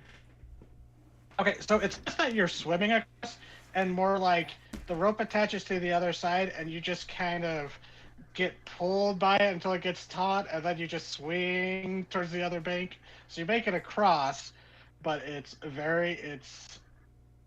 not. Not You pleasant. just get you just get pulled along, and then kind of swung into the bank further down than you wanted. Like the Yes. world's lamest zip line. Yeah, Eventually, you swim across no problem with that 24 G's. God damn. He's motivated. Okay. But He's like grumpy Yeah. now. okay, so the party is now split on either sides of the river. Yep. He just sends the rope up. She doesn't need. She forgot she had this. And she just So, starts climbing you up the rope. Yeah, it's not the fastest ascent, but it's a steady ascent. And well, let me look up the stats for this rope. Just refresh myself. Rope of climbing. Yeah, it's 60 feet. Okay. 3,000 pounds. I do not weigh that much. Yeah, it's a slow progress because it only moves 10 feet per turn.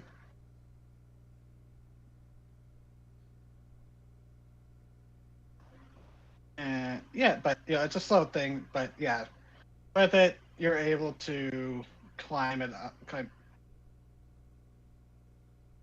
Okay. up the tree. So what is your plan? Because I will say this box is heavier than the 5 pounds that a mage hand can pick up. God damn it. Okay, well, first of all, It's I'm gonna a look at it's a small chest. I'm gonna look at this with my magic eyes first. Empty chest will weigh more than 5 pounds. What is the point of this thing? Where was my tentacle away? First of all, Wait, magic what? eye. Oh, the tech magic. Tech magic, yeah. Necromantic around the skeleton, not too different from the ghouls. As powerful as the necromantic signal as you saw in the ghouls or the husk zombies in the swamp, but still you get that necromantic flavor of an undead. Alright, how about the box? Nothing in the box, really. Okay. Well, so first we'll try. Hey, skeleton. Hey, Roman. Silent rowing. She pokes it with the mage hand. Hey. Suddenly, a flurry of flailing oars swinging, just swatting all around it. And she'll try talking Can't really to it, make an and attack against the Yeah. mage hand, but it is definitely made an attempt. she's gonna Because try everyone, talk you to just see it. the skeleton just go into a flurry of motion, moving surprisingly fast with this oar. She'll, if that doesn't work, she'll try talking in different languages, like deep speech. Nope. So you just Make your diplomacy quickly. Ioane is climbing with purpose. So you just want to destroy this thing, Ioane? Put it out of its misery. I'm not Eldritch Blast it. Okay. Roll an attack. Oh, she doesn't look very happy about this, but.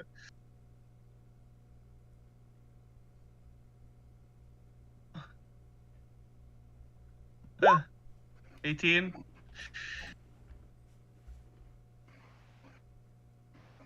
I mean, yeah, that hits. It's a skeleton.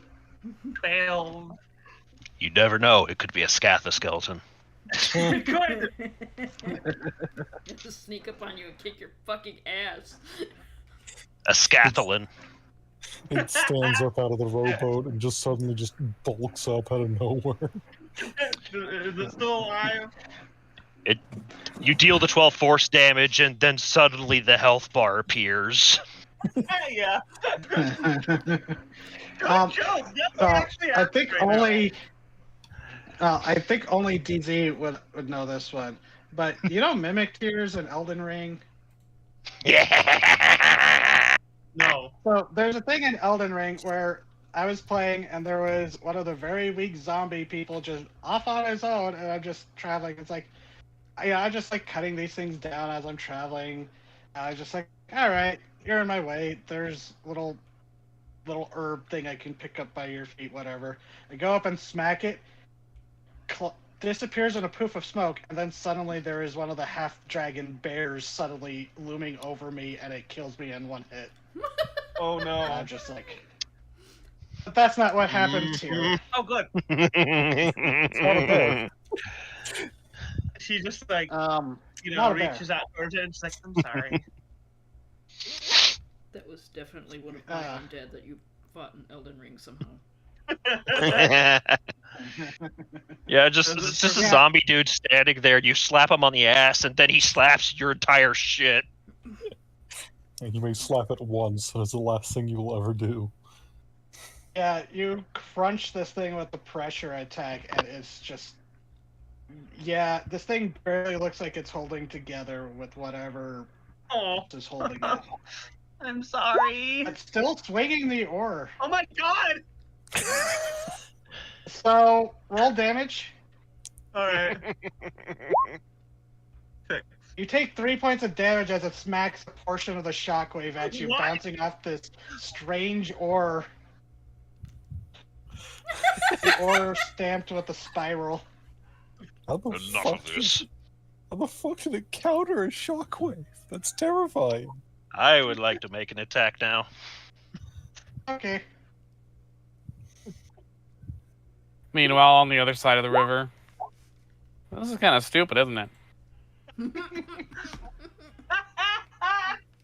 Just a Okay, little yeah, bit. that definitely hits. Yeah, that. Oh my okay, God. yeah. Stop! He's already undead. He could be more undead. Oh, jeez. Thing of undead fortitude? No, it does not. It's a skeleton. You basically Yeah. scatter the rest of the bones, and they just fall. Yeah, Kind of he just falling into the boat. he's been climbing up the tree this whole time. He just like one massive hand Attack on Titan style, gripping over the railing, lifts himself up, and immediately just fucking punches the thing's skull off. Jeez, why? It goes sailing off and lands in the river with a bloop. that was a lot. D- 2 years a does- little much. With the head flying off, he's checking. Is the body still rowing? No, this thing, it had 1 hit point after the 12 points of damage. God damn it. The skeletons only have 13 HP normally. Fuck. Hey, I'm glad you missed it. It's a character. Yeah, I know. 118? Isn't that a bit much? No. Why not? Why? He grabs the fucking box. Ryan, I Yeah? should have said there was a feint. Now that the skeleton is destroyed, and the detect magic is It's still going because my Eldritch Blast is in mage hand is concentration. also concentration, but yeah, What? you have free detect. Oh, mage hand is a concentration. You mentioned anyway there was the spiral symbol on the ore. Yeah, there is that faint necromantic aura to the ore as it falls and starts, Oh. falls to the ground near the riverbank. We're about 70 feet up, and that ore tumbled about 70 feet, and it looks intact. It's a sturdy ore. I don't know if you should touch that. It has a spiral on it. Yeah, he's not touching the ore. It's like, what about the chest? Not good. Squints at it. No magic. Yeah, because detect magic can pass through like a foot of wood. Yeah, there's no magic inside it. No, there's no magic. Is it locked? Yes, there is a heavily rusted lock on it. Like, it is so rusted that the lock doesn't move. It's rusted to the hinge itself. Oh. Would you like me to make a strength check then? If you want to pop it open, sure. Mm-hmm. You're perched up in this tree. You take a look at the boat. You're pretty sure that the boat might shift and fall if you try to climb into it. Yeah. 12? Yeah, with your strength, it's not that big, and it's a very old lock, so you just kind of snap it off. It's more like the wood anchoring it, or it's nailed into, kind of splinters. Yeah. You pull it out, and popping it open, you see what looks to be like would have been 2 bottles. Only one of them is intact. The other one looks like it's broken, like wine-shaped bottles, wrapped in rope, like how some wine bottles were. And there is like a small little bundle of. It's like a leather folder, and when you open it up, there are some intact papers. Give it to one of the smarties. Hands it over to They you. look fairly brittle, but surprisingly, it seems this leather folder is weatherproof because it's surprisingly intact, despite this being, a tropical jungle island. Mm-hmm. He hands the leather-bound little thing to Ron. Is like, you're one of the smarties. He's What? gonna fucking take the. You're one of the smarties. Yeah. Hands You're you over the joking, thing, right? and he takes the fucking the only intact wine bottle, and he starts climbing down. You're joking, right? Well, it's not like a wine bottle. It's more like a rum bottle. Rum bottle. Dead man's Yeah, rum. like I'm a not narrow smart. neck, wide bottle. I am Yeah. not smart, Joanna. Yeah. You said it's like I'm not one of the smarties. He's just climbing down.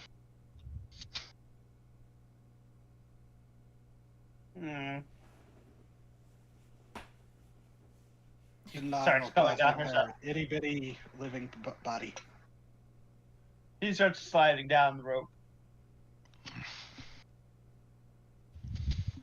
What's going on with you, Joanna? I feel better now. You're not telling me Bastards in something. peace. Oh my god. Yeah, the thing that was hurting nobody in a tree. It was hurting at the very least. Do you know that? Being dead ain't natural. Dead should be dead. You don't know how that even got there. No, I don't. And now it can rest in peace. For all you know, it was perfectly happy where it was. Just repeating the same thing over and over and over again. If it was bothered by it, it didn't seem like it. Yeah, because it didn't have the brains to appreciate its situation. It wasn't suffering Everyone either. across the river sees them start yelling at each other. Well, maybe not yelling, but starting to argue. Yeah. It wasn't suffering either. We can't hear anything. Yeah, it just because it don't got no pain receptors and nerves and bundles doesn't mean its soul ain't hurting. You don't know. You don't even know So- if its soul was there. So are we thinking What's that going that on? is cursed? There. Did it kill you? Are you cursed? Yeah, Did you I'm get killed dead. by the skeleton? He looks across the guys, river. I'm dead. Yeah, he looks across the river, and even though there's some distance, you could feel him glaring at you, which something hasn't guys, done I'm before. dead. Ioanni's going to knock my head off next. I'm not going to knock your head off. What is wrong? You're not telling me something. Oh yeah? Yeah. We need to come back. We're fine. If there's something wrong, you can just tell me. I shared the fucking huge thing with you just this morning. Yeah, and it was your right to keep it too close to your breast. I'm doing that too. So there is something. Yeah, I don't like undead.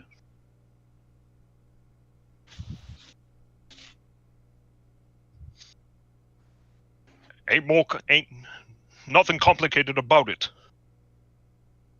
I don't get why you hate it so much. Like, I get if it was being like resurrected and controlled against its will.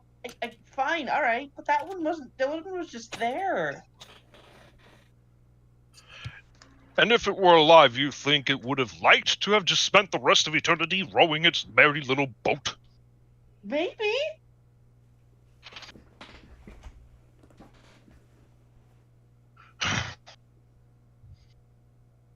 I'm not having this discussion. Fine. Y'all doing all right? As you hear the familiar voice of Gumgalore as sliding up the river against the current, you see him just kind of chilling on his raft with a disproportionately tiny fishing pole in his hands. We're fine. We got rid of the Roman. We're not sure if they're cursed yet. We're gonna find out. Not cursed. And he kind of looks up at the boat and he goes, "I'll be." dropped You it. heading back to the village? Yeah. Yeah. We got. We should do about, something like, about the ore. It's got the whole spiral thing on it. Oh yeah, Rain walks like- over and picks it up. It has that's like just a minor necromantic presence to it, but nothing significant. Yep. It's kind of like when you picked up that the little trinket, the quartz imp. It Okay. had that leftover flavor of fiendish.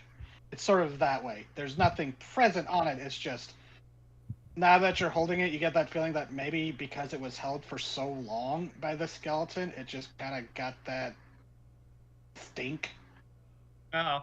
like a stain. Oh no. It's on dead ore. Amon's gonna go look to Ryoko and Kurano and be like, so now they're cursed. Got it. Gumgulor kind of looks between the banks and he's like, "So, do you all need a ride back to the village, or are you?" Yes, please. Yeah, we'll take a ride back. You don't need.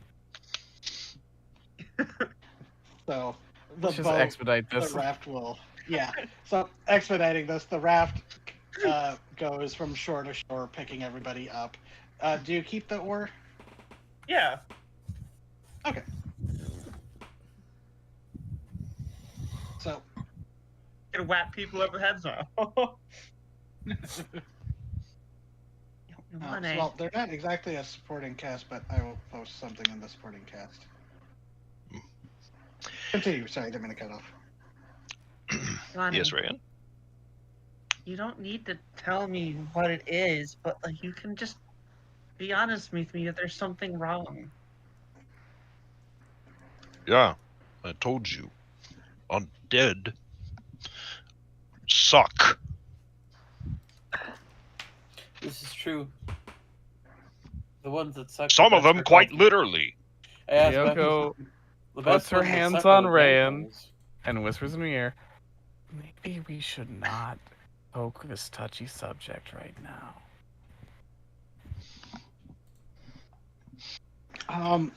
Again, just because it's a fun thing for. Or do you want to reveal why a Floorborn might have issues with undead, or should I? I feel like that. Oh, he has personal issues. He has a very personal issue. Okay, so I'll hold Oh, off on no. that then. So this is clearly a subject for him that's very tender, and maybe we're just not close enough to him yet, where he feels comfortable diving into it, and we should respect that and back off. Dive. Yes, I'm sorry, I couldn't stop myself. What did you say? I go Dive. dive. We shouldn't dive into it. Oh, God damn it! Terrible. That wasn't on purpose on my part, but it is funny.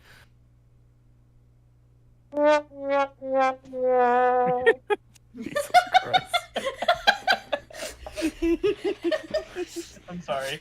That was the only perfectly timed fucking instance of that entire goddamn soundboard I've ever come across. Son of a bitch. Yeah, from what everyone can tell, this is very different from the normally very chill, almost stoned kind of attitude of Ioane. And I like to imagine it's like because he is touchy about it, he's being a little more standoffish, and then suddenly clicks as oh, you can be absolutely fucking terrifying. Rain is not scared of him in the slightest. Like, she's put off by his him being like this, but she doesn't really know to be afraid of him. Rand's Like used this- to being the big fish in the pond. I mean, not even that, but he's been here since he was the one who pulled her out of the water. Mm-hmm. True. She's got no He's- reason to fear him, Yeah, even if he's angry. he's clearly very uncomfortable with this. We are not at the level of intimacy yet where we are privy to this information. You should drop it. There's something wrong. Yeah, obviously. But again, we're not close enough where he feels comfortable sharing it. It'd be like if someone tried to force you to tell your big secret before you were ready. Okay? Clearly there was something traumatic involved here. And it's not our right to pry into that without his permission. Okay, yeah, you're right.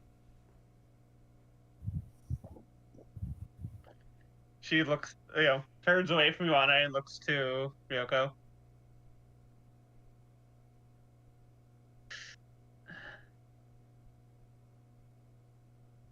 Yeah, I just realized Yuana's about the same size as Gumgalore. So even with the water elemental helping with this big raft, you're probably gonna have to be on opposite sides of the raft to avoid it starting to tip. Yeah, I think you said that the first time we got on his little boat. Yeah. It's a big raft, because he's an ogre. It's got to be big, but still. Yeah. But She with relented. Gumgalore, with the raft, and then actually going with the river, and then Bubbles' help, it's actually much faster to get to the island. You are on an island. To get towards his hut and back towards the village area. So you actually cut off a lot of time than if you had traveled on foot. Is it short rest amount of time on the raft? Yeah, we'll say it'd be enough for that. Get my spells back. Yeah, and fucking Yuana 3 and Amon, you can. If you're still hurt a little bit, you can spend a hit die or whatever. I'm not hurt enough to really warrant that. I mean, yeah, you'd probably be fine if you used the second wind if you really had to. I'm not. I only took 3 damage, but it's the principle thing. Child, do not yell at me. She really like you, Callie. That's what my sister says to her kids all the time.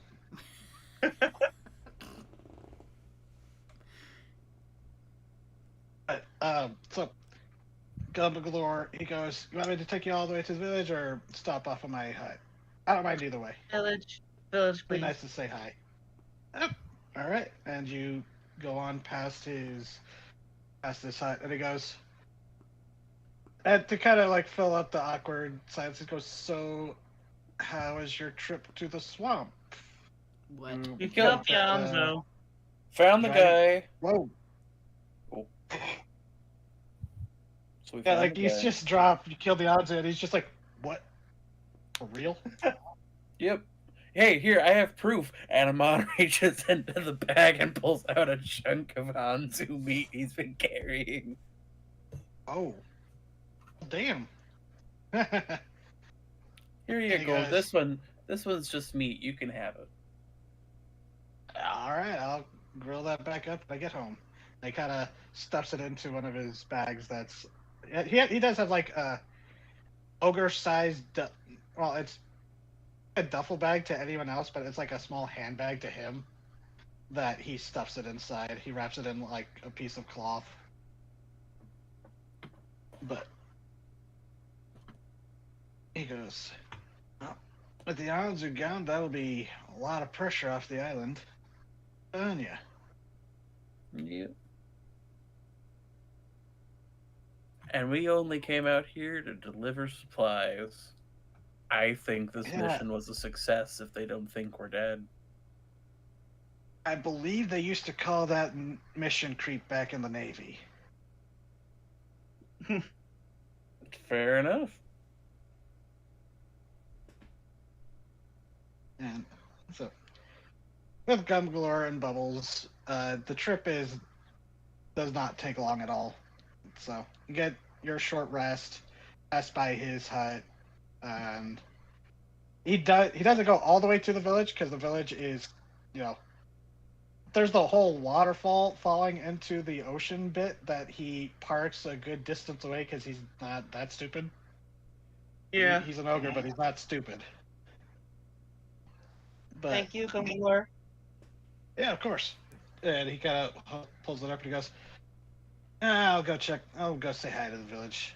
And he goes, all right, I'll be back, Bubbles. And you see that little mound of water that had popped up before when Rayan talked to it just lift up, almost like the abyss, and just kind of give a nod before sliding back into the water. So, with Gumgalore, the group starts heading back towards the village. You see one of the people who's like, they also have like little watchtowers, or there's like one that's similar to the.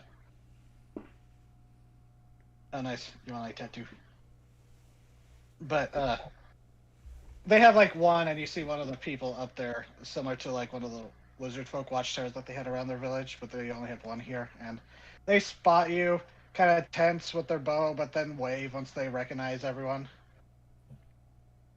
Oh, Gunglor, have you seen the Karkanos fellow who came here? Which one? There's a few, but no, I haven't seen anyone. Oh. Sorry, that's DM fault. It goes, oh yeah, the one with Orovir. Yeah. Yeah. I dropped him off, Any not long idea ago. where he is? Kind of shrugs. He goes, I don't live in the village. All right, that's fair. That's fair. I'm gonna Approaching go. the village, there's not really like a fence around. Well, wait, I can't remember. Let me go look at the village map. Actually, here, I'll just put everyone on the village map. Because... Hey, Oh no, did I lose it again? Nope, there it is. we haven't been Because here in a actually- while. I actually updated it. Ooh. I found I liked this better. Ooh. We're coming in over here. Yeah. So, Hmm. it's not actual size, of course. Oh, But- yeah. It's just something I found. I was like, "Ooh, I like the look of that. I'm going to use that." So, Yeah. That's what this you're is- getting there. This is more of an aerial view of it, and Rain looks at the others like, I'm gonna go find the Karkanos. You know, the Karkanos. She says you're looking to Toronto. Mm-hmm. So you guys go do what you're doing.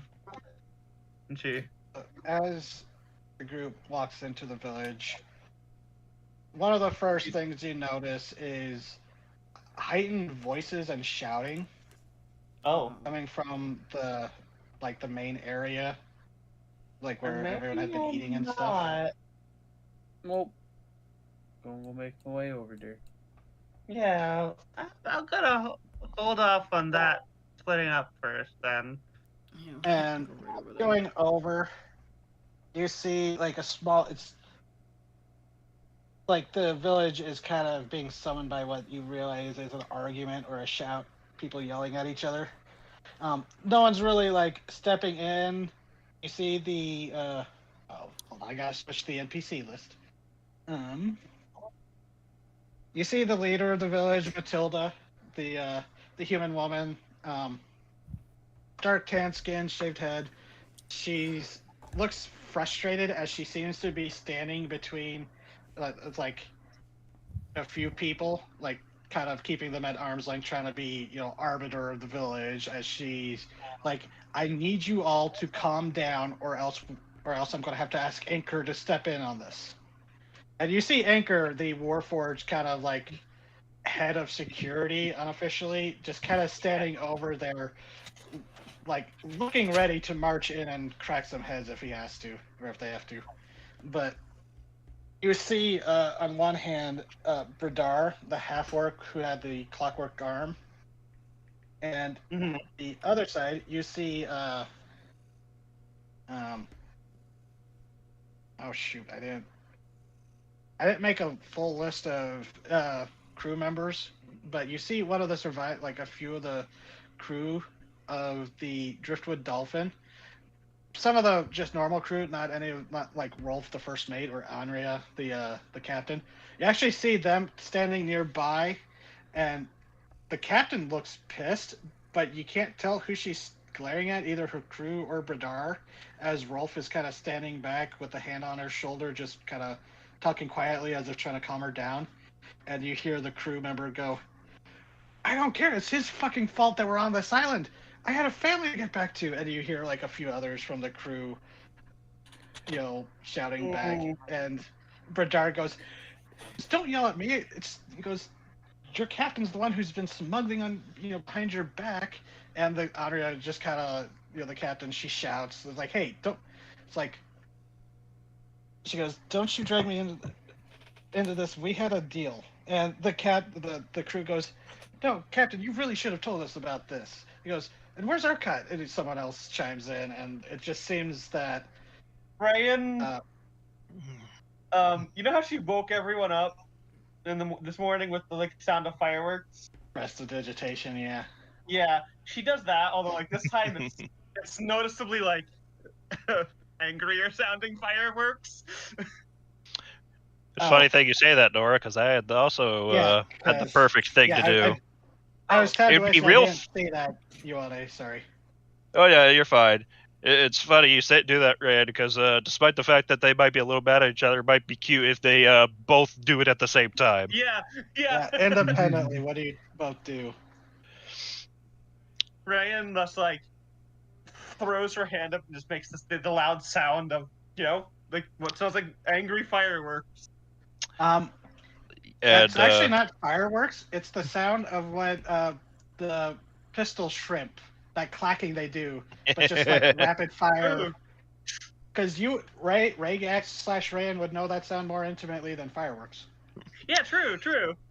As for what I am doing, it's I happen to know thaumaturgy. Ah. And you could stack several effects with thaumaturgy. One, you can call, and the ones I'm going to use is cause harmless tremors in the ground for 1 minute, and 2, voice booms up to 3 times as loud. So booming voice. Yeah, right before, as the argument's just dragging on, is for this, and he stamps his foot down on the ground, and just shouts out the same time. Yeah. So everyone, shut up! And that definitely, the argument goes quiet as everyone just kind of turns to look at this sudden, very loud entrance, and everyone's staring at your group, and Gumbaglor is just he doesn't say anything, but he just kind of does that, slight sidestep to, slightly I'm get not away with from them. The group. Yeah, he's not saying it, and he does it, it's not a full step, but it's that slight shift, it's oh. Ioane strides forward. Each step kind of causes the little harmless tremors. Anchor, Anchor kind of steps forward to be sort of at the village leader Matilda's shoulder, kind of that instinctive bodyguard instinct. Yeah. Just big angry man's coming up to the person I'm supposed to protect. Yeah. What the hell is going on around here? What happened since you were gone that you're trying to eat each other? Rand, they're fighting. They're not eating each other. There's oh my god, I fucking know! And the crew, they're kind of cowed by this large man that they, they'd been working with, because, you were on the ship working with them rather than, a passenger. He generally doesn't raise his voice at all. Yeah, so this is a big difference that they'd ever seen you, because the only time they'd seen you intense was fighting the ghouls. Mm-hmm. So they kind of stepped back, kind of cowed, and then the one who was sort of the spokesperson, you recognize him. He was kind of a shithead, not really a bad person, but just kind of not someone you like to hang around with. Mm-hmm. Kind of mean, not like a bully, but just you don't like his humor. Yeah. He's just a human sailor, I know the type. Yeah, he's kind of seems a little cowed, because before he'd always been kind of acting cocky and stuff, but seeing you pissed off, he does step back. He's oh, but he gets nudged in the back by one of the other people, you say something, kind of gesture, and he's and he goes, found out that he's the reason why the ship sank. Smuggling something from how did you even get one of those? As they like Yeah. all look, Get and what? he kind of Bradar, the half orc, scowls, and he goes, "It was a relic that was recovered from a conflict, and my boss, I was being paid just to help ensure its transport through means because of it's not exactly something people want in their cities, you know." And like the guy, one of the sailors spits and goes, "No shit, we don't want something from the frozen archipelago on our ship." And it's just like almost hilariously on topic for what was going on and what I had planned. And he goes, "It's not even activated." And he goes, "It's, it was sealed away. It's not activated. It's no danger to anyone." And then you hear one of the other goes, "Well, what about the ghouls that attacked? Those are clearly undead."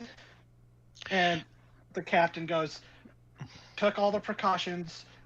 It's just bad luck that we wrecked." And she kind of looks out to the rest of the village and she goes, "From what I understand, we were all smugglers of some kind, or unlucky." And there is like kind of a small ripple of muttered agreement among some of the people, and like some of the people that look like they might have been pirates or smugglers themselves in the past lives before they washed ashore. Just kind of like, yeah, kind of nod. It's a very subtle sound compared to everything else he's making, but there's the creaking of metal as he clenches his fist. Oh. Not in a punching sort of way, it's just tense. So let me get this straight. You brought an artifact from Moder. And Bradar sighs and he goes, "It was deactivated. I would not. I checked it myself." And he like pulls out what looks almost like a jeweler's lens from his pocket. And he goes, "I checked it myself. The magic was deactivated. And like I checked on it several times during the trip. It was never activated." What was it? "I need you to make an intimidation check with advantage." And Oh shit! you can use your strength. Roll 20's doing the thing, but I know. You can use your strength score instead of intimidation for this, or instead of charisma. What is the proficiency bonus we have at this level? 3. I believe that, yes, 3.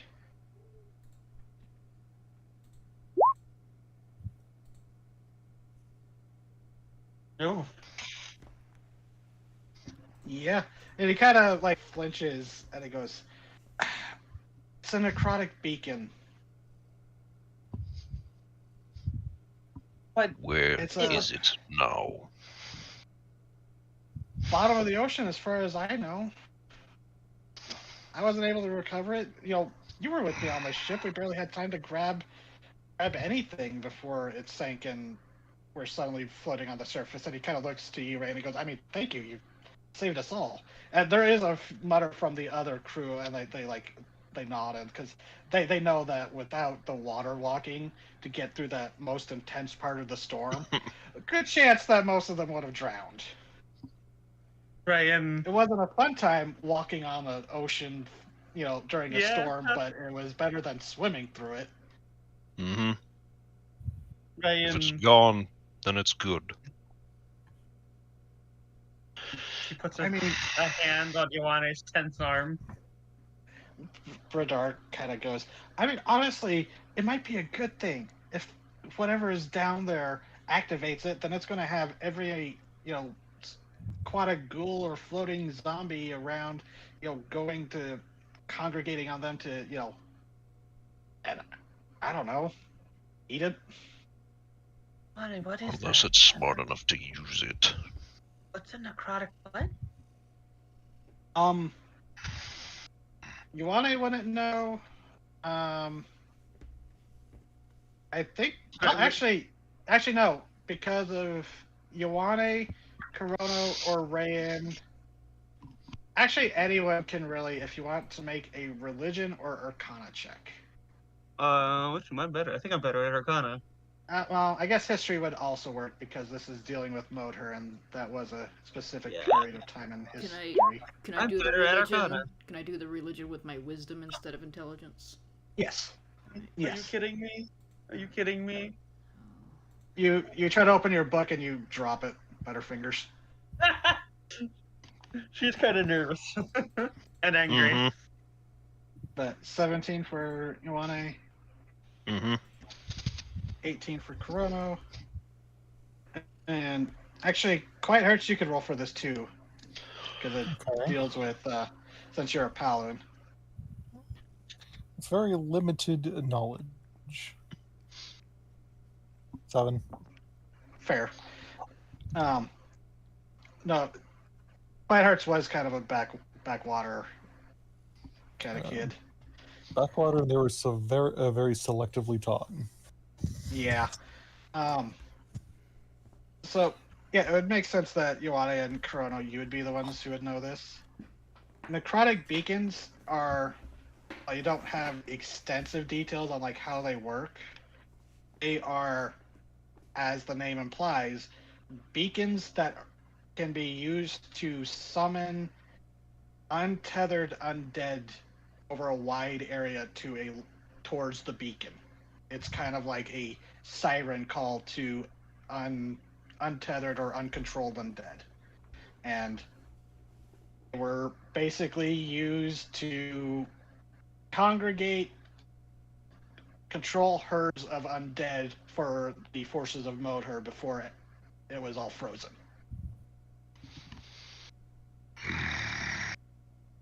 They're kind of like the way the necromancers kept undead corralled without having to spend the effort to dominate them until they needed to.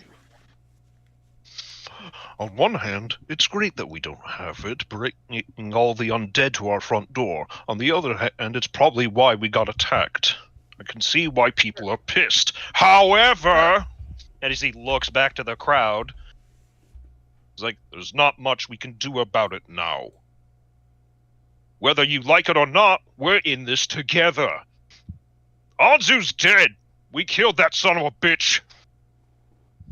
And now we're going to kill the thing out in the ocean. Then everyone can go back to their little lives, okay? And that definitely gets a reaction hearing that the Anzu's dead. Amon's going to take the time to pull out the heart from the bag because we did specifically gather the heart. I wrote that down. Oh, yeah. You gathered quite a bit from that thing. Yep. And it was just quietly, here, this will help with the dramatic thing with that, bud. Go off. yeah, fucking lift. You know, he could lift the thing high enough for everyone to see in spite of the crowd. And So until that point when which we can leave this island, we're all going to play nice. Anyone got a problem with that? There's actually like a familiar laugh as kind of stepping up from the side. You see Orovir, he hadn't left the village yet. He was just kind of standing out to the side observing, but when, seeing all this, he steps forward and he's just got that big grin around his jagged draconic teeth, and he goes, "See, I told you all these people were what we needed." He goes, "So, next, we plan our assault. Everyone calm the fuck down. We got a monster to kill." And I think that's a good spot to start us off next time. Yay! Yay!